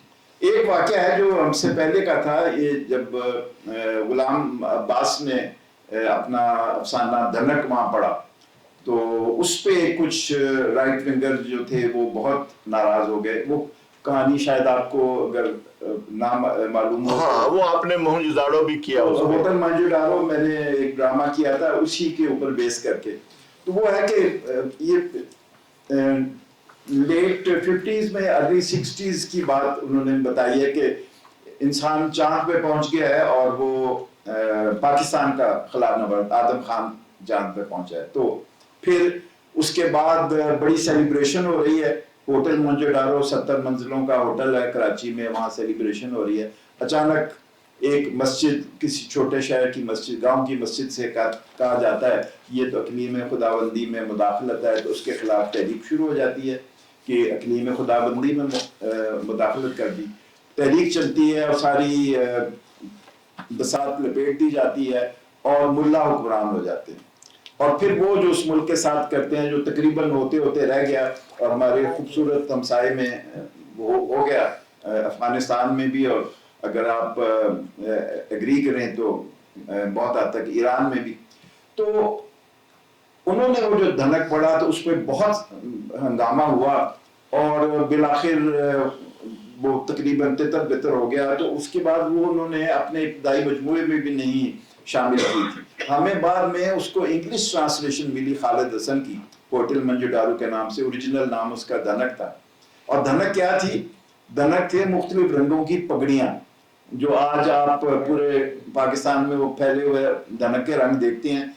तो उसने आज से कोई 60 साल पहले गुलाम अब्बास ने प्रेडिक्ट कर दिया था। तो वो इस तरह के वाक़यात होते थे। और बाज़ बार ये होता था कि वहाँ कुछ बोला जाए तो उसके बाद उसके फिर कॉलम निगार होते थे, वो अपना गुस्सा निकालते थे, तो वहाँ से फिर वो बात आगे चली जाती थी। लेकिन ये है कि जैसा मैंने कहा कि वो जो अंदर गुस्सा या नफरत नहीं होती थी, इख्तलाफ होता था। इख्तलाफ बुलंद आहंग भी हो सकता था और बहुत ही जैसे इन्होंने बताया असगर ने कि वो इंतजार हुसैन जैसे लोग भी थे जो बड़े शरारत भी करते थे, तो निहायत नस्तालिक तरीके से, और थोड़ी देर बाद आपको पता चलता था कि इसके पीछे क्या काम है। लेकिन दिलचस्प बात यह है, और ये बाद में साबित हुआ, कि वो जो जिन्होंने अदब का लिबादा पहने हुए थे वो भी बड़े सियासी थे। शोहरत बुखारी की एक मिसाल थी। शोहरत बुखारी उसी ग्रुप में थे, और अंजुम रमानी, शोहरत बुखारी, क़य्यूम नज़र, ये इंतज़ार, और वो लगता था जैसे वो कोई आपने यूनानी मुजस्मे देखे हों फिलोसफर्स के, या हॉलीवुड में कोई जो उनके इमेजेस बने होते हैं, तो ये बड़े एक पुरसुकून बल्कि एक बिल्कुल एक्सप्रेशनलेस चेहरों के साथ बैठे होते थे टी हाउस में, और बातें हो रही होती थी, और जो भी जो पर्ल्स ऑफ विजडम है वो आहिस्ता आहिस्ता बांट रहे होते थे। बाद में पता चला शोहरत बुखारी साहब, हम तो गए थे शोर हंगामा करके एग्जाइल में गए थे, वो खामोशी से एग्जाइल में आ गए। और इंतजार साहब हमारे इतने अच्छे नकार बने, जितना उन्होंने अजोका के या मेरे बारे में जो कुछ लिखा, वो हमारे बहुत सिक्का बंद इनकलाबी जो थे ना, वो भी नहीं लिख सकते थे। तो ये जो आप बाज़ दफ़ा उस लोग बना देते थे स्टीरियोटाइप्स, या ये कि ये इनकलाबी है और ये रजत पसंद है, तो वो सारा एक फसाड होता है। और अंदर आपके जो एक सियासी आपकी एसेंस होती है, वो कहीं ना कहीं जाहिर होती है जब आप चैलेंज में आते हैं। एक बात मैं और इस मौके पे, आपने जो पहले बात की थी और असगद ने भी, कि किस तरह से अब ये स्मार्टफोन जो है ये हमारा हल्का, बल्कि हल्का जंजीर बन गया है। तो वो जो कलम से हाथ से लिखने का जो तजुर्बा है, वो कभी आप लिख के देखें। मैं तो लिखता हूं, तो अभी बल्कि आज ही मैं हमारे बहुत बड़े शायर हैं अल्लामा इकबाल, और उनका कहीं लिखा था कि वो खिजरेरा और इसरार खुदी लिख रहे थे, तो बाज़ों ने लगता था कि कोई और ताकत उनसे लिखवा रही है। वो ताकत तो उनकी ताकत थी, बहुत बड़ी ताकत थी, जो उनको महसूस होता था गाइड कर रही है। लेकिन ये मेरा अपना तजुर्बा है। शायरों का तो खास तौर पे होगा, मगर मैं शायर तो नहीं हूँ, लेकिन कई दफा ऐसे होता है कि मैं लिख रहा होता हूँ, तो कलम जो है वो जिधर मैं ले जा रहा हूँ किरदार को या कहानी को, उधर नहीं जाता, वो कहीं और ले जाता है।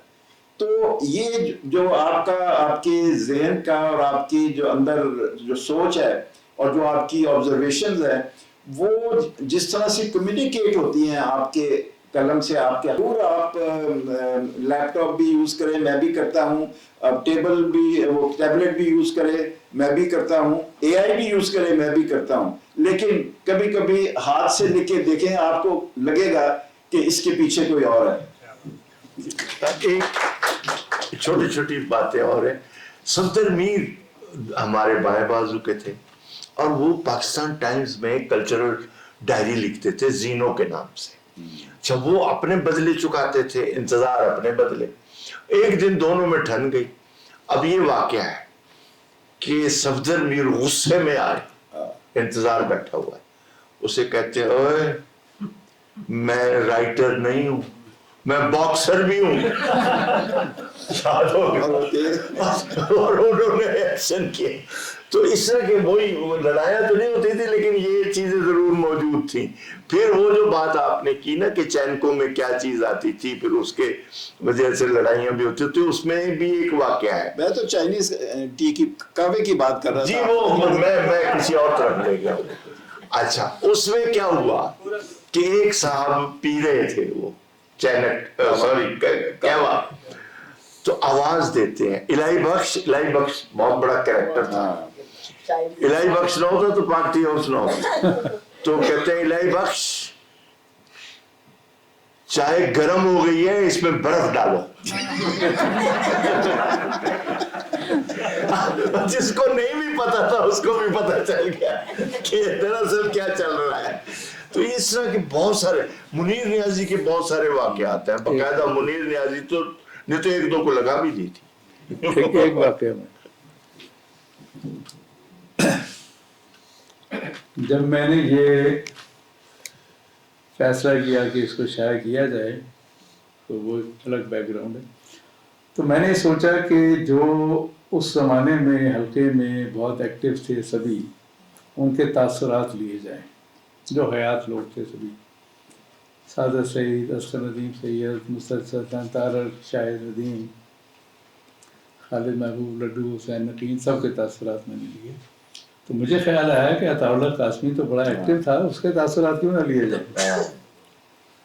तो मैंने अता को फ़ोन किया, मैंने कहा इस तरह से मैंने जो सारी कार्रवाइयाँ पब्लिश कर रहा हूँ, तो उसका जो मसवदा है वो मैं आपको भेजता हूँ, तो आपने तासुरात लिख दें। भाई अता उछल पड़ा, जैदी तू मैनू ऐसा मौका दे देता है जिदा मैं इंतजार कर रहा था। मैं कह जी क्या? कहते मैं अपनी जिंदगी च एक ऐसा हरकत की थी जिदी मैं माजरत करनी सी, ਉਹਦੇ ਤੇ मैं अफसोस करना सी, और ਉਹਦਾ मैनू कोई मौका नहीं सी मिल रहा। अब वो मैं वाकया आपको सुनाता हूँ। 12 अगस्त 1973 यौम आज़ादी पर खसूसी इजलास, हल्का अरबाब ज़ौक़ का, अजीम जॉइंट सेक्रेटरी साहब, एरिक सिप्रियन साहब की सदारत थी। अच्छा, सिप्रियन साहब का मसला ये था कि वो सोचते अंग्रेजी में थे, खा बोले उर्दू में या पंजाबी में।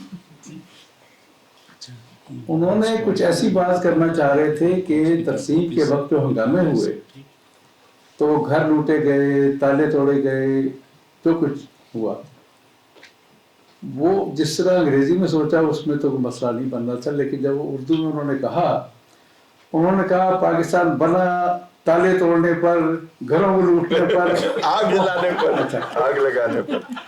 अच्छा, YMCA का ये हमारा जो कमरा था, ये जैम पैक था।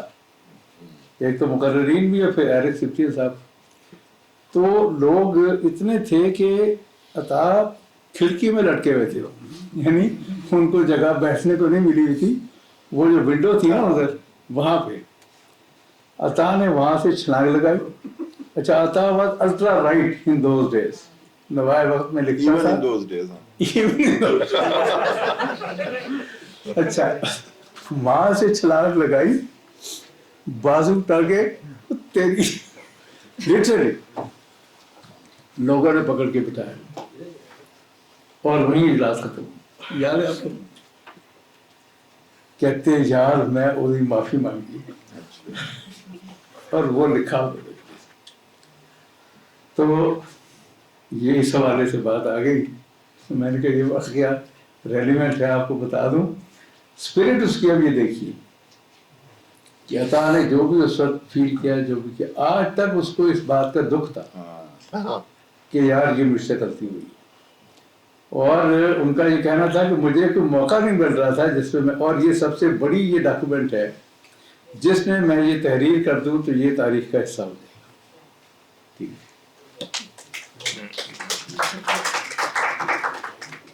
مباحث کتاب جو ہے اس میں مضامین اور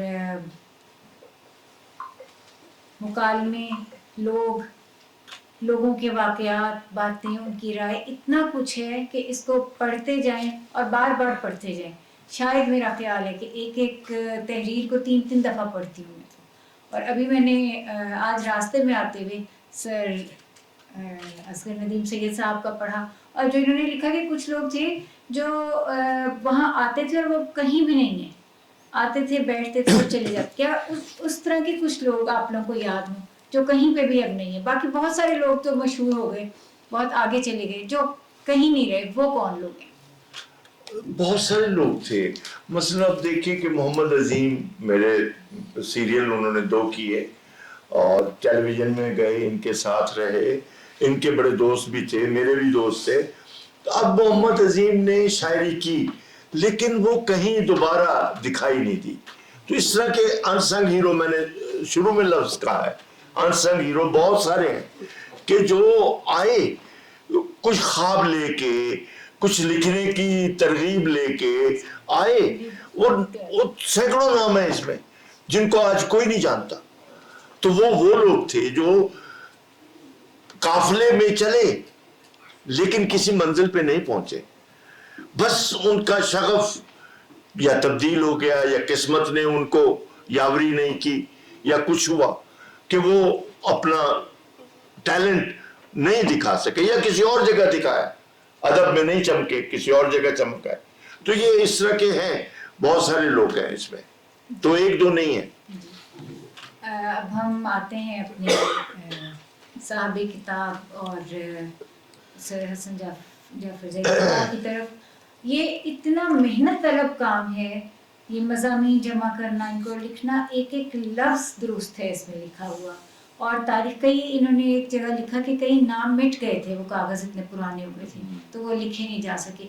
تو میں سب سے زیادہ اس میں مجھے دلچسپی رہی وہ آخر میں جو حاضری جی نام ہے، اصل تو وہ ہے، اصل نام وہ ہے کہ وہ تاریخ کا حصہ ہے کہ کون لوگ تھے، انہی کی ذکر کر رہا تھا. جی وہ حاضری میں جو لوگ شامل ہوتے یہ فارمیٹ میں ہے اجازت کے کوئی؟ جی اس کے بعد سوال، جی اس کے بعد سوال آپ سر سے کریں گے. اب سر کو میں مائک دوں گی اور اب یہ خود بتائیں گے کہ یہ انہوں نے 50 سال بعد، تقریباً 50 سال ہو گئے، اور یہ اتنا سنبھال کر رکھا اور اس کے اوپر اب انہوں نے اتنی محنت سے یہ لکھا. تو اب یہ ان کے پاس مائک، اب یہ گفتگو. شکریہ شازیہ، اور شکریہ اس انسٹیٹیوٹ کا جنہوں نے، علی عثمان نے انیشیٹو لیا اور یہ تقریب منعقد ہو رہی ہے. Gurmani centre of language and literature.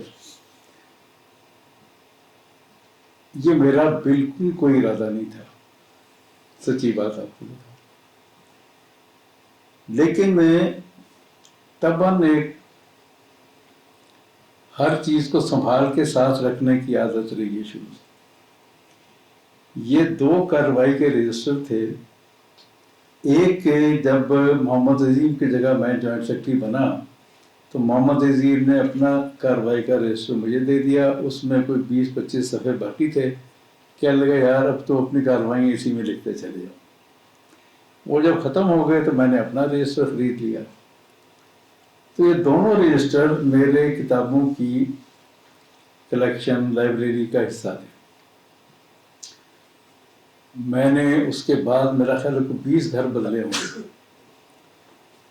ہر جگہ کتابوں کے ساتھ ساتھ یہ بھی سفر کرتے رہے اور میں مصروف رہا. آپ کو معلوم ہے ایک بہت بڑا پاکستان کی سیاسی تاریخ کا پروجیکٹ ظاہر چودھری صاحب کے ساتھ کیا تھا، پھر مسلمانوں کی سیاسی تاریخ، والومینس ورک، اس کے اندر مصروف رہا اور میرا کوئی اس طرف دھیان نہیں تھا کہ یہ مجھے کبھی شائع کرنے.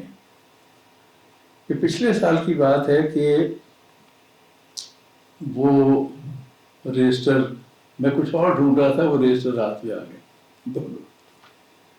तो सबसे पहले तो मैंने ये किया कि वो कागज़ बड़े कमज़ोर हो गए थे और कुछ शिफ्टिंग्स के दौरान बाज़ सफ़ों पे कुछ पानी लग गया और कुछ वो ख़राब हो गए थे, या कुछ जगह पे वो दीमक सी लग गई थी। तो मैंने फौरी तौर पर उनको स्कैन कराया। तो फर्स्टली वो पूरा स्कैन मेरे पास मौजूद है। अगर आपका सेंटर या कोई और सेंटर आर्काइव बनाना चाहता है तो वो मैं उनसे शेयर कर सकता हूँ। तो पहला काम तो ये था कि उसको महफूज कर दिया। फिर ख्याल आया कि ये जो 50 साल का गैप है 73 से 76 तक और आज का, इसमें सिर्फ अदब, सियासत, सकाफत, कोई भी ऐसा शोबा नहीं है जिसमें एक बहुत बड़ा फर्क आ चुका।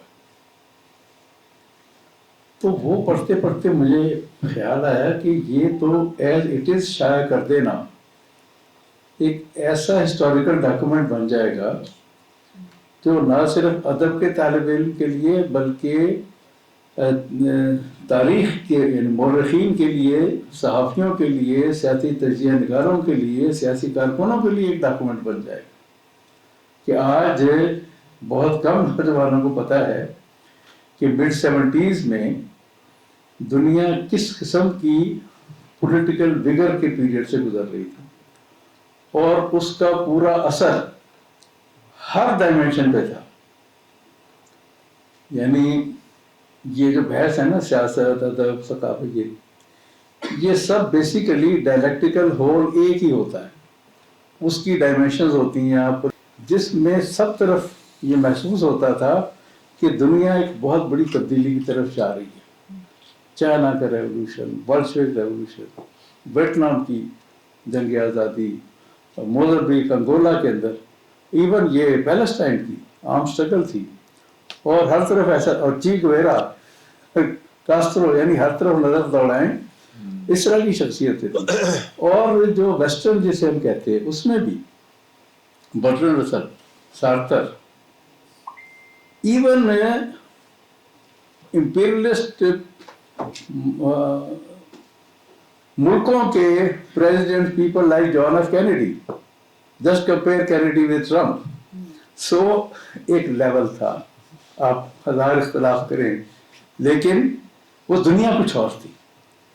तो मैंने पलट के देखा कि वो दुनिया बहुत हद तक इसको पब्लिश करने से आज के तालिब इल्म को, सियासी कारकुन को, जर्नलिस्ट को, मौर्रिख को मिल जाएगी।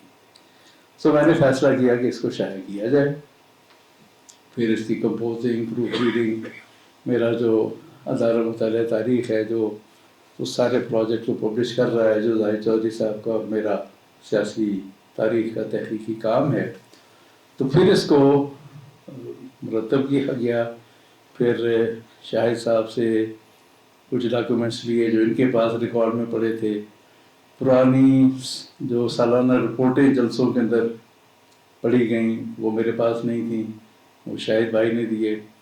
फिर मोहम्मद अजीम की फैमिली से मिला, उनके यहाँ भी कुछ डॉक्यूमेंट्स पड़े हुए थे, वो लिए, जिनको अपेंडिसेस के तौर पे लगाया ताकि एक ये रिकॉर्ड मुकम्मल मिल जाए लोगों को। सो इस तरह से ये तरतीब पाया और फिर तासुरात में मैंने ये भेजा किश्वर आपा को। वो तो लिटरली फोन पे रोने की तरह कहने लगी, मुझे तुम उस दौर में ले गए हो जिसे मैं टोटली भुला चुकी थी। वो नाम मेरे सामने आ गए हैं, वो लोग मेरे जहन में आ गए और तुमने बड़ी ज्यादती की मेरे साथ। मैंने कहा किश्वर आपा अब ये कर दी है तो उन्होंने भी फिर 2 सफ़े लिख के भेजे इस पे। सो ये जो लोग उस दौर में रहे उनका नॉस्टैल्जिया कह लें, उनका उस दौर के अंदर पढ़ते हुए वो उस दौर में चले जाते हैं। शायद ने मुझे यही कहा, कहने लगी ये तुमने मुझे उस दौर के अंदर भेज दिया, मैं तो उस दौर से को बहुत हद तक अपने याददाश्त में पीछे डाल चुका था। और जो आज के दौर के लोग हैं उनके लिए तो मैं समझता हूँ कि ये बहुत अहम डॉक्यूमेंट है। ये आपके जो उर्दू अदब, पंजाबी अदब اس کے اندر جیسے شاہد نے بتایا کہ وہ گیپ ہم نے برج کیا جو اردو اور پنجابی کے درمیان تھا. اس میں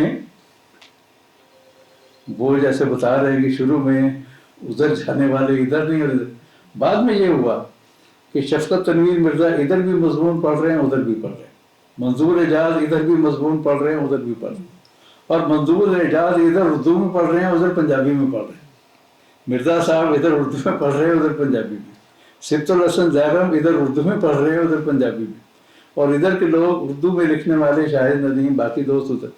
تو وہ برج کیا گیا. پھر صرف صوفیاء کی شاعری کی حد تک نہیں. یوم مئی کے بارے میں یہ میرے ہی جوائنٹ سیکریٹریشپ کے پیریڈ میں ہوا کہ 74 کا کہ یوم مئی کیا جائے سنگت اور حلقہ مل کے, اور اس میں صرف وہ شعراء اور ادیب اپنی نگارشات پیش کریں جو ورکنگ کلاس سے تعلق رکھتے ہیں, اور اجلاس وائی ایم سی اے کا جو لان ہے باہر جہاں بیڈمنٹن ہوتا تھا وہاں پر کیا جائے. اب اس کے لیے یہ سبط الحسن زیرم نے بڑی مدد کی میری, کیونکہ ان کا زیادہ تر تعلق جو پنجابی ادبی سنگت میں لوگ تھے ان کا مزدور کسان پارٹی سے تعلق تھا. تو رمضان شاہد ان لوگوں نے مجھے, ہم نے مل کے وہ سارے ڈھونڈے لوگ, کئی دن میں اور رمضان شاہد ہم گھومے پھرے لاہور میں, جگہ جگہ ڈھونڈا کون موچی ہے جو شاعری کرتا ہے, کون ٹھیلے والا ہے جو شاعری کرتا ہے. ایون ہمارے اپنے ٹی ہاؤس کا شریف بنجارہ وہ بھی شاعری کرتا تھا. وہ جناب ہم نے پروگرام کیا لان کے اندر. اسی میں مجھے سبط الحسن زیرم نے ایڈریس دیا پٹھان خان کا. پٹھان خان کو اس وقت تک کوئی نہیں جانتا تھا. میں نے اسے خط لکھا, زیرم صاحب نے کہا خط لکھو تو آن جان دے پیسے منی آرڈر کر دے. میں نے کر دی. پٹھان خان آ گیا اور ٹھہرا شاید ان کے پاس ہی زیرم صاحب کے پاس. ہم یہ کرتے تھے کہ 2-3 شاعر, اس کے بعد پٹھان خان, پھر 2-3 شاعر, اور کوئی ایک آدھ افسانہ یا مضمون تھا, میرا خیال ہے مقبول صاحب کا مضمون تھا جو ایم کے پی سے تھے, فیصلہ آباد سے, اور ایرے سپریہ صاحب کی صدارت. وہ اجلاس ہمارا کوئی 3-4 گھنٹے تک چلا. 5 بجے شروع ہوا, رات کے 9 بجے تک. اگلے دن پٹھان خان کو مشتاق صوفی اور منظور اعجاز پی ٹی وی لے گئے, اور فہیم جوزی اور نسرین نجم بھٹی اس کو ریڈیو پاکستان لے گئے. یعنی that was debut of Pathan Khan at national level because of this joint partnership of activity of Halqa and Punjabi Adabi Sangat. پھر اسی جب وہ تیاری ہم کر رہے تھے, میں اور رمضان شاہد نے میٹنگ پوائنٹ رکھا جی سی کے کیمسٹری ڈپارٹمنٹ کے سامنے, اینڈ دیٹس ویئر میری جے پی سے ملاقات ہوئی. سو محنت رنگ لائی, محنت کش. وہ بھی ایک یادگار ہے کہ ہمارا حلقے اور سنگت کی جو کمبائنڈ ایکٹیویٹی یوم مئی کی تھی, that resulted into my relationship with the تو وہ کہتے ہیں نا اڑنے ہی میں نہ پائے کہ گرفتار ہوئے ہم. ابھی میں نے 3-4 مہینے ہوئے تھے کہ گریجویشن یو ٹی سے مکمل کی تھی. خیر, سو اس پیریڈ کو کیپچر کرنے کے لیے آپ اس کے اوپر مضامین لکھیں, جو مرضی کریں, لیکن یہ کارروائیاں بذات خود ایک ایسا منہ بولتا کہانی ہے, ایسی منہ بولتی ادبی سیاسی تاریخ ہے کہ اس کی ریلیونس اس زمانے میں ایسے موضوعات, عرب اسرائیل جنگ 73 کی, اس کے اوپر خصوصی اجلاس, ویتنام سے شکست کھا کے امریکہ گیا, اس پر خصوصی اجلاس, چائنا کے ریولوشن پہ یادگار, چینی ادب پر, جدید نظم پہ, جدید افسانے پہ, پھر ایگزسٹینشلزم کی تحریک بڑے زوروں پہ تھی, हमारे यहाँ जो तकसीम जिसका अभी जिक्र हुआ, राइट और लेफ्ट की तो थी, फिर लेफ्ट के अंदर प्रो चाइना प्रो रशिया, वो बड़ी धांसू किस्म की बहस होती थी, बल्कि शायद राइट और लेफ्ट से ज़्यादा बात वो right pro Russia pro China वाली बहस बन जाती थी। लेकिन एक धीमे लहजे की भी बहस थी, वो थी एग्जिस्टेंशलिस्टों की मार्क्सिस्टों के हवाले से। उसमें फ़हीम जोशी, ज़ुबैर राना, नसरीन नजम भट्टी ये वजूदियत के हवाले से ज़्यादा बात करते थे। तो हर तरह की जो लहरें दुनिया में चल रही थी, वो लहरें पूरी कुव्वत और पूरी शिद्दत के साथ हल्के में मौजूद थी। ये है जो क्रक्स उस पीरियड का, कि दुनिया में जो वो दुनिया थी, उसका तारुफ भी उस तरह से आज आप किताबें लिख दें तो शायद हो, लेकिन ये एक बज़ाते खुद दस्तावेज ऐसी है जिससे आपको उस पूरे पीरियड की current international political movements, current literary movements, philosophical movements सब आपको मिल जाए अनअडल्टरेटेड। जी।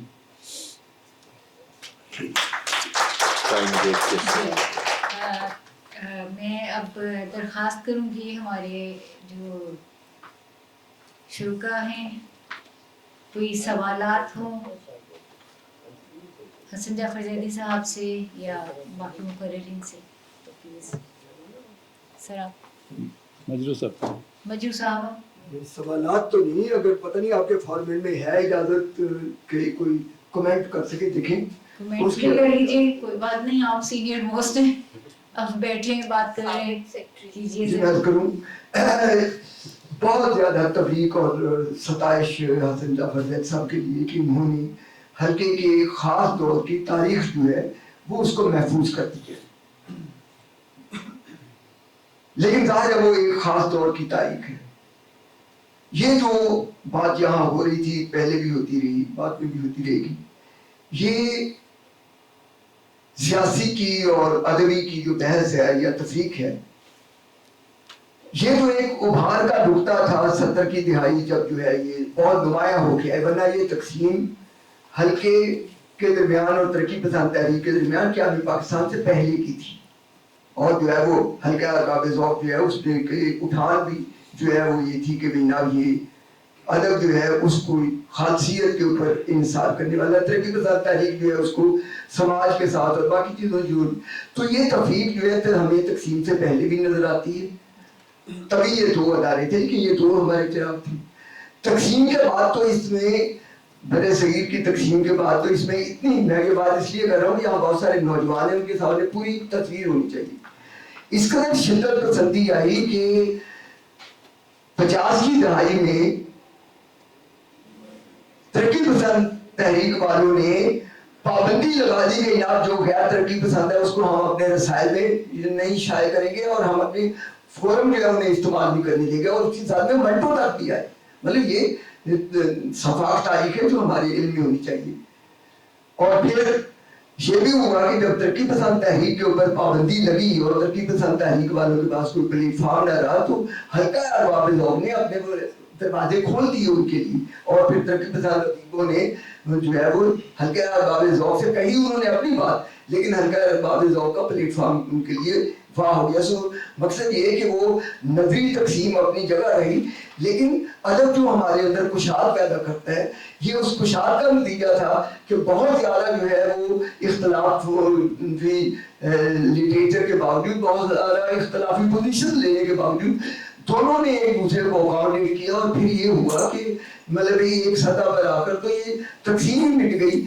हल्का अरबाब ज़ौक़ के सालाना इजलासों में हमीद अख्तर और ज़हीर काश्मीरी ने भी अपने सालाना खुतबात पढ़े, और इसी तरह उधर भी। सो मैं समझता हूँ कि वो एक ख़ास दौर था जिसमें ये नुमाया हो कि तकसीम है, हल्का तकसीम जैसे असगर साहब ने कहा, बीच में तकसीम होता रहा असूली तौर पर भी और शख्सी बुनियादों पर भी। लेकिन हल्के के नौजवानों के लिए 3-4 ऐसी खसूसियात हैं हल्के की जिससे हमें पाकिस्तानी मुआशरे को, नौजवानों को सीखने की जरूरत है। एक तो ये कि हल्का ने हमेशा जमहूरी अक़दार जो है उसको रखा है, इलेक्शन होते रहे। हल्के ने एक इख्तिलाफ राय जो है उसका इतना बड़ा प्लेटफॉर्म है कि जब मुल्क में माशाल्लाह भी लगे होते थे, हल्के में जो है वो मतलब हर तरह की आज़ादी इजहार की गुफ्तगू रहती थी। और हल्के ने जो रवायत कायम की कि इलेक्शन के बाद हारने वाला और जीतने वाला इकट्ठे बैठ के चाय पीते थे। और हल्के की ये इम्तियाज कि कोई इमारत नहीं, कोई उसका रिकॉर्ड नहीं, कोई सेक्रेटेरिएट नहीं, कोई अमला नहीं, 100 साल निकाल दिया हल्का। और जो जैद साहब ने खिदमत अंजाम दी है ये खास तौर की है। मैंने भी कोशिश की, मैं चाहूँगा अगर गुरमानी सेंटर अपने वसाइल इस्तेमाल कर सके। सैयद अमजद हुसैन बल्मे दास्तान गोया के पहले ज्वाइंट सेक्रेटरी थे, उनके पास उस वक्त की कुछ कार्रवाइयाँ महफूज थी जो कि वो दे नहीं रहे थे। जब मैंने भी सेक्रेटरी बना तो मैंने कोशिश की नहीं थी। अब वो उनके ज़ाहिर अहले खाना के पास अगर वो हासिल कर ली जाए, हल्के की बहुत ज़्यादा कार्रवाइयाँ जो है एजाज हुसैन बटालवी साहब, क्योंकि वो एक ज़माने में सेक्रेटरी जनरल रहे, हल्के में ये भी रहा कि तमाम हल्के के जो सेक्रेटरीज हैं उनका इजलास बुला के सेक्रेटरी जनरल एक होता था पूरे मुल्क के लिए। तो शहजादा भी रहे, तो एजाज हुसैन बटालवी साहब के पास हल्के की बहुत सारी कार्रवाइयाँ मौजूद थी। तो अगर उनके एजाज बटालवी साहब ने भी वो उन्होंने कहा नहीं मैं ये खुद छापूंगा, वो दुनिया से उनके बेटे सलमान से भी मतलब मैंने कहा जब मैं दूसरी मरतबा हल्के का सेक्रेटरी बना कि अब प्लीज आपने नहीं छापनी, हमें दे दें, हम छाप देते हैं। तो अगर उनको प्रीवेल किया जाए, जैद साहब ने एक बड़ा तारीखी काम किया है, लेकिन मैं समझता हूँ कि हल्के की पूरी तारीख जो है वो जितनी उसमें से आ सके, ये लोग मैंने आपको जराए बता दिए, अगर गुरमानी सेंटर अपने वसाइल से वो हासिल करके और उन्हें छाप सके तो हल्के की एक बहुत बड़ी तस्वीर जो है वो सामने आ जाएगी। और मैं समझता हूँ कि हमारे ये बड़ा एजाज है इस बंजर और एंटी कल्चर मुआशरे में कि हल्के जैसा बेवसीला सरकारी सरपरस्ती को मुझे 2 मरतबा 3 मरतबा हुई जब मैं सेक्रेटरी था, हल्के ने कभी सरकार दरबार से एक थैले की मदद नहीं की, अपने तौर पर चला और इसलिए उसने अपनी आज़ादी राय की। यानी माशाल्लाह लगाओ तो एक जमाना ये भी था, नौजवानों के लिए बता रहा हूँ कि टी हाउस में भी लाजिम हो सकता है। तो एक मस्जिद के मौलवी साहब जो है उनके साथ जो है वो हल्के के उस वक्त के सेक्रेटरी ने जौला के मस्जिद में उनके साथ उन्होंने गांठ लगाई और मस्जिद में असर की नमाज के बाद हल्के के मतलब इजलास और मस्जिद में वो जौला की जो है मतलब मस्जिद में उन्हें को छापे मार सकते थे। तो ये तभी तो तमाम नशीबो फराज में मैं समझता हूँ हल्का अरबाब ज़ौक़ एक ऐसा रोशन चिराग है, एक ऐसा रोशन चिराग है जिससे हमारे मुआशरे को, हम लोगों को, हमारी नई नस्ल को बहुत कुछ सीखने की जरूरत है। और हल्का अरबाब ज़ौक़ जो है जिन आला इक़्तिदार का सारी उम्मीद चाहती रही, लड़ाइयाँ भी होती रही, बहुत कुछ होता रहा, लेकिन इसके बावजूद खुद हल्के का जो है तसल्सल के साथ जो है 4 नस्लों की कमोबेश जो है आबियारी का लेना दीनी जो कहीं यूनिवर्सिटियों में नहीं मिलती, कहीं आपको और नहीं मिलेगी, कहीं किताबों में नहीं मिलेगी। तो मैं समझता हूँ कि इस चिराग को जो है हमें जो है वो ज्यादा रोशन करना चाहिए। और उसका यही है कि ये तरबियत गाह है, ऐसी तरबियत गाह कि जो आपको किताबों में और लेक्चर रूम में नहीं मिलता। हल्के ने जो है जो तनकीद की जो है रवायत कायम की, वैली से तनकीद की और उसमें इजादी इजहार। और एक और हल्के का इम्तियाज है कि जिस जमाने में नई नस्ल जो है, ये क्या में पाकिस्तान के पहले की बात है, नई नस्ल जो है वो बड़ी गर्दन सर्दी थी, तो हल्के ने जो है नई नस्ल जो है उसकी जो है मतलब पुष्ट बनाई थी और नई नस्ल की तहरीक को आगे बढ़ाने में हल्का अरबाब ज़ौक़ का बहुत ज्यादा तारीखी किरदार है। तो ये इम्तियाज़ात मुझे छोटी छोटी 2 बातें। एक तो ये कि बड़ी अच्छी बात है, सैयद अमजद हुसैन का मैंने शुरू में ही जिक्र किया कि वो एक बहुत बड़ा किरदार। खैर मेरे ख्याल है आप सबको मालूम होगा कि यूनुस जावेद साहब ने PhD की है हल्का अरबाब ज़ौक़ पे, तो वो मैंने देखी तो नहीं कि उसमें क्या ये सारी चीज़ें आ गई हैं या वो किस ज़माने तक का है रिकॉर्ड या किस तरीके से उन्होंने उस पर रिसर्च की है, लेकिन बहरहाल मालूमात की हद तक ये है कि ये असद साहब उसमें तस्करे हैं लेकिन कार्रवाइयाँ उस तरह नहीं है। जाहिर है वो कार्रवाइयाँ नहीं, वो तो बेसिकली तो एक रिसर्च पेपर है ना, तो ठीक है यकीनन बहुत काबिले तहसीन होगा, इसमें तो कोई शक नहीं। मैंने कहा कि मैं रिकॉर्ड के लिए बता दूं कि वो भी एक डॉक्यूमेंट है। जी अच्छा, यहाँ बहुत सारे तालिब इल्म हैं और नए लोग हैं, बहुत अच्छा लग रहा है, ये लोग इंटरेस्ट ले रहे हैं, दिलचस्पी ले रहे हैं। मुझसे पूछते हैं लोग, बच्चे जो वहाँ आते हैं बिगिनर्स, کہ حلقہ ارباب ذوق کدھر ہے, کہاں ہے حلقہ ارباب ذوق. تو ہم سب حلقہ ارباب ذوق ہے, سب رائٹرز حلقہ ارباب ذوق ہیں. ہمارے پاس کوئی بلڈنگ نہیں ہے, کچھ بھی نہیں ہے, ہم فٹ پاتھوں پہ بھی اجلاس کرتے رہے. دس ایئر 10 محرم کو اجلاس تھا میرے گھر پہ. آپ بتائیے, کوئی اپنے گھر کا پتہ جو ہے اس طرح پبلک نہیں کرے گا, لیکن ہمیں کرنا ہے. عید کا اجلاس ہے, ہم کر رہے ہیں. 86 سال سے پابندی وقت آپ گھڑی میں لا لیں, آج کل 5 بجے ٹائم ہے, 5 بجے اجلاس شروع ہوگا, اور کوئی ایک بھی اتوار مس نہیں ہوا ہوگا, اور یہ سارے سیکٹریز کو اور جوائنٹ سیکٹریز کو جاتا ہے. اچھا, پھر ہم ایک کل بن چکے ہیں. ہم بہت مغرور ہیں, بلکہ ہم اس بات پہ اتنے فخر کرتے ہیں, میں مغرور کا لفظ یوز کروں گی کیونکہ یہ زیادہ سالڈ ہے, کہ ہم حلقے سے جڑے ہوئے ہیں. ہم نے بہت محنت کی ہے یہاں تک پہنچنے کے لیے, اور سیکٹری بننا اور سیکٹری شپ لے کے چلنا, وہ پھر میں کہوں گی, بار بار کہوں گی اور ہر جگہ کہوں گی کہ یہ ایک بہت مشکل کام ہے. تو ہمارے لیے کچھ تالیاں ہو جائیں. اور سب سے پہلی جو خاتون سیکٹری تھی وہ ہمارے درمیان موجود ہے, درے نجم زیبی صاحبہ. تو سر کی محبوبہ بیگم اور سب کچھ ایوری تھنگ. تو آپ اس سے بات, میں بہت مختصر بات کروں گی. میں 2013 اور 14 یعنی تقریباً 1.5 سال میں نے, چاہے 10 محرم تھے, چاہے عید تھی, چاہے بقرعید تھی, گھر چھوڑ کے وہاں گئی اور سب سے پہلے پہنچتی تھی. لوگ بہت بعد میں آتے تھے, اگرچہ بڑے اچھے اجلاس ہوئے ایوان اقبال میں, گاڑی کھڑی کرنے کا انتظام تھا, جگہ بہت اچھی تھی, اے سی تھا, تو لوگ آتے تھے. لیکن جیسے میں نے ذیلی صاحب کے دور میں بھی دیکھے اجلاس, اس دوروں میں جایا کرتی تھی ان کے ساتھ, اور ویسے بھی جاتی تھی کبھی کبھی. تو وہ بہت اور طرح کے, مطلب بہت پڑھے لکھے لوگ مجھے لگتا تھا. لیکن بعد میں اتنا لگا کہ جیسے گروپ کر لیا کہ اگر میرے دوست پڑھ رہا ہے تو چاہے اتنے خامیاں ہی ہیں تو میں نے تعریف کر لی ہے, جو مجھے احساس ہوتا تھا. تو اس کے علاوہ ایک اور بات کہ چائے میں نے کبھی کسی سے کوئی پیسہ نہیں لیا, میں سارا انتظام خود کرتی تھی. پتہ نہیں وہ کون سی پلیٹ تھی جو پہلے ہوتی تھی, ہمارے زمانے میں نہیں ہوتی تھی. اور یہ ہے کہ باقی مجھے بہت اچھا لگا. میں نے 1.5 سال حلقہ چلایا, اور وہ بہت, اور میں نے یہ کوشش کی اس زمانے کے جو مشہور ادیب شاعر تھے سب سے صدارت کروائی, اور میرے پاس بہت ہی تصاویر موجود ہیں. اور میں بھی کوشش کروں گی کہ کتاب جو اپنے حالات زندگی میں حلقہ ارباب ذوق کا ایک ٹاپک ہو پورا, اور اس میں ان کا ذکر کیا جائے, ان کی تصاویر بھی شائع کی جائیں. اور ایک اور بات میں کہنا چاہتی ہوں کہ جو آج کے طالب علم شاید وہ کتاب کو ہاتھ نہیں لگاتے. مطلب میرا ایسا ہے کہ ہم خط لکھتے تھے, کہانیاں میں ابھی بھی اپنے کتاب پڑھتی ہوں اور ہاتھ سے لکھتی ہوں, اس کا لطف ہی کچھ اور ہے. طالب علموں نے ہاتھ سے لکھنا چھوڑ دیا ہے, کتاب پڑھنا چھوڑ دی ہے. جبکہ یورپ امریکہ میں اب بھی دیکھیں آپ کہ اسی طرح کتابیں پڑھ رہے ہوتے ہیں, حالانکہ ٹیکنیکل سارا کچھ تو ان کی طرف سے آیا ہے, لیکن وہ کتاب اسی طرح پڑھتے ہیں. صفوں کو پلٹنا وہ ایک اور لطف ہے جو ہم نے بچپن سے سیکھا اور ہم ابھی بھی کر رہے ہیں. بس اتنی سی بات کریں. Thank you. شکریہ طالب علموں کی رہنمائی کے لیے کہ حلقہ ارباب ذوق کے بارے میں عمومی تاثر یہ ہے کہ یہ ادیبوں کا حلقہ ہے.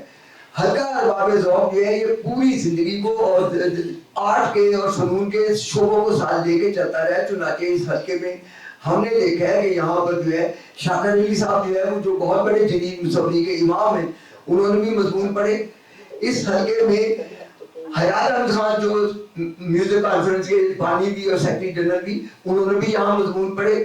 یہاں پر جو ہے کالن ڈیوڈ تک کو بھی ہم نے مطلب 68 میں جو ہے سنا, انہوں نے بھی مضمون پڑھے. تو حلقہ جو ہے آرٹ کی جملہ عبدالرحمن چوٹائی اتنے بڑے مصور, وہ تک بھی جو ہے انہوں نے افسانہ بھی پڑھا اور مضمون پڑھے, یہ ہم نے دیکھا.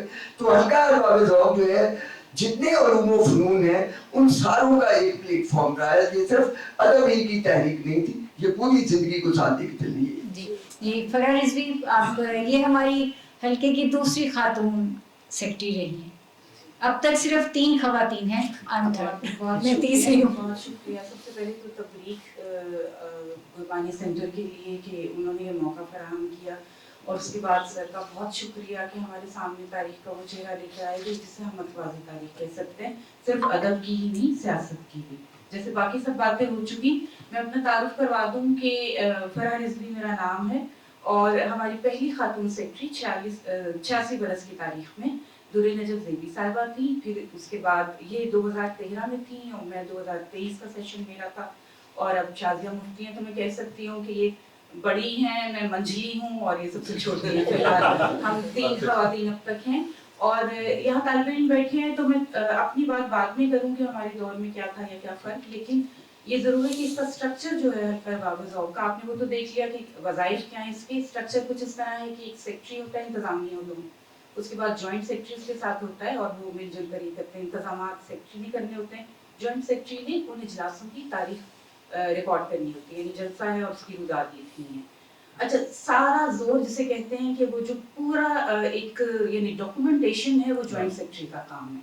वो बहुत बड़ी जिम्मेदारी है। यानी अगर सर ने अपने ज़माने में ये ना लिखा होता या जो भी हम जो जॉइंट रहा, अच्छा मुझे ये एजाज़ भी हासिल है कि मैं जॉइंट सेक्रेटरी भी रही हूँ, सेक्रेटरी भी रही, फिर मैं इलेक्शन कमिश्नर भी बनी और वो पहली खातून इलेक्शन कमिश्नर जो 86 बरस की, वो एजाज़ मुझे रहा हासिल। तो जॉइंट सेक्रेटरी अगर तारीख ना लिखे, इजलास की वो रुदात ना लिखे, तो पता नहीं चलता कि क्या गज़ब के मकालमे हुए, क्या गुफ्तगू हुई, क्या प्रोग्राम हुआ। तो जिस तरह अभी हुसैन मजरू साहब ने कहा, हम मुझे भी यही लेकर आए थे हल्के की तरफ मुतवज्जह करने वाले। तो ये अगर ये हो सके काम गुरबानी सेंटर या जो भी तंजीमें हैं, जिस तरह, क्योंकि हम हुकूमत से नहीं कह सकते, न इमदाद तलब कर सकते हैं, न उनकी तवज्जो कराना चाहेंगे। अगर ये तमाम डॉक्यूमेंट्स जो हर दौर में हैं वो जमा हो जाएं, जिन्होंने खुद छपवा ली हैं वो डॉक्यूमेंट्स तो हो गए हमारे पास जमा, लेकिन जहाँ जहाँ पर ये रॉ सूरत में मौजूद हैं कार्रवाइयाँ, वो जमा कर ली जाएं, तो ये बहुत बड़ा कारनामा भी होगा और एक बड़ी एक रज़ाकाराना जमा आवरी भी होगी तमाम हमारा अदबी मंजरनामा और सियासत का भी। ये किताब ज़रूर पढ़िए। मैंने वहाँ से निशान लगा रखा है जहाँ मेरी पैदाइश के बाद के जलसों की तारीख शुरू हो रही है, यानी ये मेरे पैदा होने से भी कुछ इजलास हैं जो तब के हैं। 9 मई 1973 मेरी तारीख पैदाइश है, उससे पहले की भी रिकॉर्ड हमारे सामने कैसे आया, ये सब हम इससे सीख सकते हैं। आप लोग अब भी इजलास होते हैं, ज़रूर आएँ। जो इख्तिसास मुझे हासिल रहा जॉइंट सेक्रेटरीशिप के ज़माने में, वो कोविड का दौर था, जब पहली मर्तबा ऑनलाइन पर शिफ्ट हुआ। यानी ये वो मीडियम है जो इतने बरसों में, तकरीबन मेरे ख्याल है ये 2 बरस रहे हैं जो ज़माना गुजरा है, पूरे 2 बरस भी नहीं। तो उसमें 6 माह पहले मुझसे 6 माह पहले फरीहा नकवी थी और आमिर फराज साहब सेक्रेटरी थे। ये कायम हुआ व्हाट्सएप ग्रुप और उस पर इजलास चल रहे थे। फिर उसी ज़माने में इलेक्शन हुआ, हमाद न्याज़ी सेक्रेटरी बने और मैं जॉइंट सेक्रेटरी। फिर हमने तकरीबन 14 माह का वो रिकॉर्ड है जो मैंने इतनी अरक्रेजी से वो तमाम रिकॉर्डिंग्स जमा होती थी व्हाट्सएप पर। हमें 20-20 मिनट के मैसेज रिसीव होते थे, 18 मिनट 20 मिनट, और साहिब सदर की इजाजत से कहीं के बात शुरू होती थी। इजाजत कोई नहीं मांगता था, जो कि फॉर्मेट होता है कि सदर इजाजत दे या ना दे, और 3 मिनट 2 मिनट से ज्यादा कोई भी सीनियर बात नहीं कर पाता। वहाँ ये होता था कि इस कदर खुला माहौल होता था कि साहिब सदर की इजाजत से कह के 6 लोग एक साथ मैसेज भेज रहे होते थे और वो मुझे सारा रिकॉर्ड करती थी। मैं उसको ट्रांसक्राइब करना, लिखना, मेरे पास तकरीबन एक इतना बड़ा सूटकेस है बैग नुमा जिसमें ये तमाम मवाद मौजूद है। और अब मैं तकरीबन 40% तक तो मैं आ चुकी हूँ, क्योंकि पहले मैं उसको सारा ट्रांसक्राइब करती थी, फिर उसको उसकी तखरीज करती थी, फिर वो कार्रवाई पढ़ती थी। फिर जब मुझे खुद कोरोना हुआ और मेरे मियां को भी, और हम क्वारंटीन भी एक ही कमरे में हुए, तो वो मैसेज चल रहे होते थे, ये चुपचाप सब्र से बैठे सुन रहे होते थे, मैं वो लिख रही होती थी। और उसके बाद फिर मैं रिकॉर्डिंग नहीं मैंने की, फिर मैं लिखी हुई पेश करती थी। और वो दुनिया के पता नहीं किस किस गोशे तक वो कार्रवाइयाँ जाती और लोग उसका रिस्पॉन्स देते थे कि हमने इटली में बैठ के पढ़ा, हमने इंग्लैंड में बैठ के पढ़ा, हमने पाकिस्तान के फला शहर में बैठ कर पढ़ा। और वो रिकॉर्डिंग क्योंकि महफूज हो जाती थी या लिखी हुई PDF में मौजूद होती थी, वो बाद तक भी रोटेट होती रहती थी। यानी एक इजलास की कार्रवाई पूरी दुनिया में नष्ट हो रही थी और वो तलखीस की सूरत में होती थी। तो कोई इतना बड़ा यानी मरहला भी नहीं होता था, वो सबर आजमा मरहला तो मैं गुजार चुकी होती थी। वो डॉक्यूमेंट हुई भी चीज़ें जिसमें हमारे बेशुमार सीनियर्स, हमारे वो जिनसे हमने सीखा था असातिज़ा, हमें वो खबर भी देनी पड़ती थी। इजलास के दौरान कभी खबर आती थी कि फला सीनियर हमारे जो रुखसत हो गए, कोरोना का शिकार हुए, वो बीमार हैं। वो रिकॉर्ड भी हमारे पास महफूज है कि तकरीबन हर इजलास के बाद हमें ताज़ियती नोट में 3-4 नाम हमारे आ रहे होते थे कि फलां साहब जो हैं हमारे सीनियर हैं। तो ये इतनी बड़ी तारीख है जिसमें शायद वो तारीख जो हुकूमत की तरफ से जारी होती है, जो इदारों की तरफ से जारी होती है, वो सब एक तरफ, और ये पूरा हल्का अरबाब ज़ौक़ और उसके 86 बरस जो ताहाल भी जारी हैं वो एक तरफ। शुक्रिया जी, बहुत शुक्रिया फरा। यहाँ जाहिद हसन साहब मौजूद हैं। सब सेक्रेटरीज ने बात की तो आप भी 2 अल्फाज, 2 जुमले। अच्छा, जाहिद हसन साहब शर्मा रहे हैं।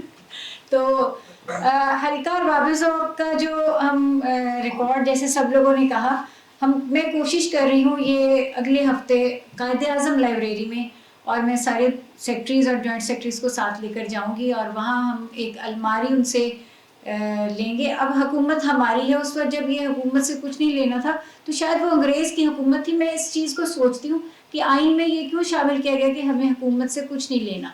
अब तो हमारी अपनी हुकूमत है, वो तो अंग्रेज़ का बात नहीं है, लेकिन एक लाइब्रेरी में एक अलमारी हम कम से कम मिल सकती है।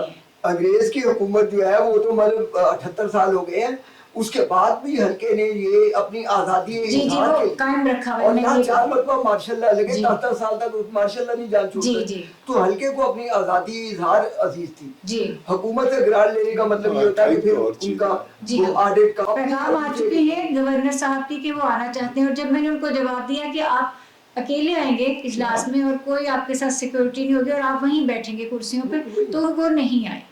तो अब ये है। अच्छा, हम कायद-ए-आज़म लाइब्रेरी में हम एक अलमारी ले रहे हैं और उसमें जितने सेक्रेटरीज, जॉइंट सेक्रेटरीज के पास जो भी कार्रवाइयाँ मौजूद हैं या सालाना जो रिपोर्ट्स हैं, तो मेरी दरख्वास्त होगी कि वो सब वहाँ रखवाएं ताकि एक रिकॉर्ड हमारे पास रह जाए, और हम वहाँ तस्वीर भी लगवाएंगे सारे सेक्रेटरीज और जॉइंट सेक्रेटरीज की। तो उसके लिए हम अगले हफ्ते कायद-ए-आज़म लाइब्रेरी जाएंगे, उसमें सब लोग, आप लोग मेरे साथ चलेंगे।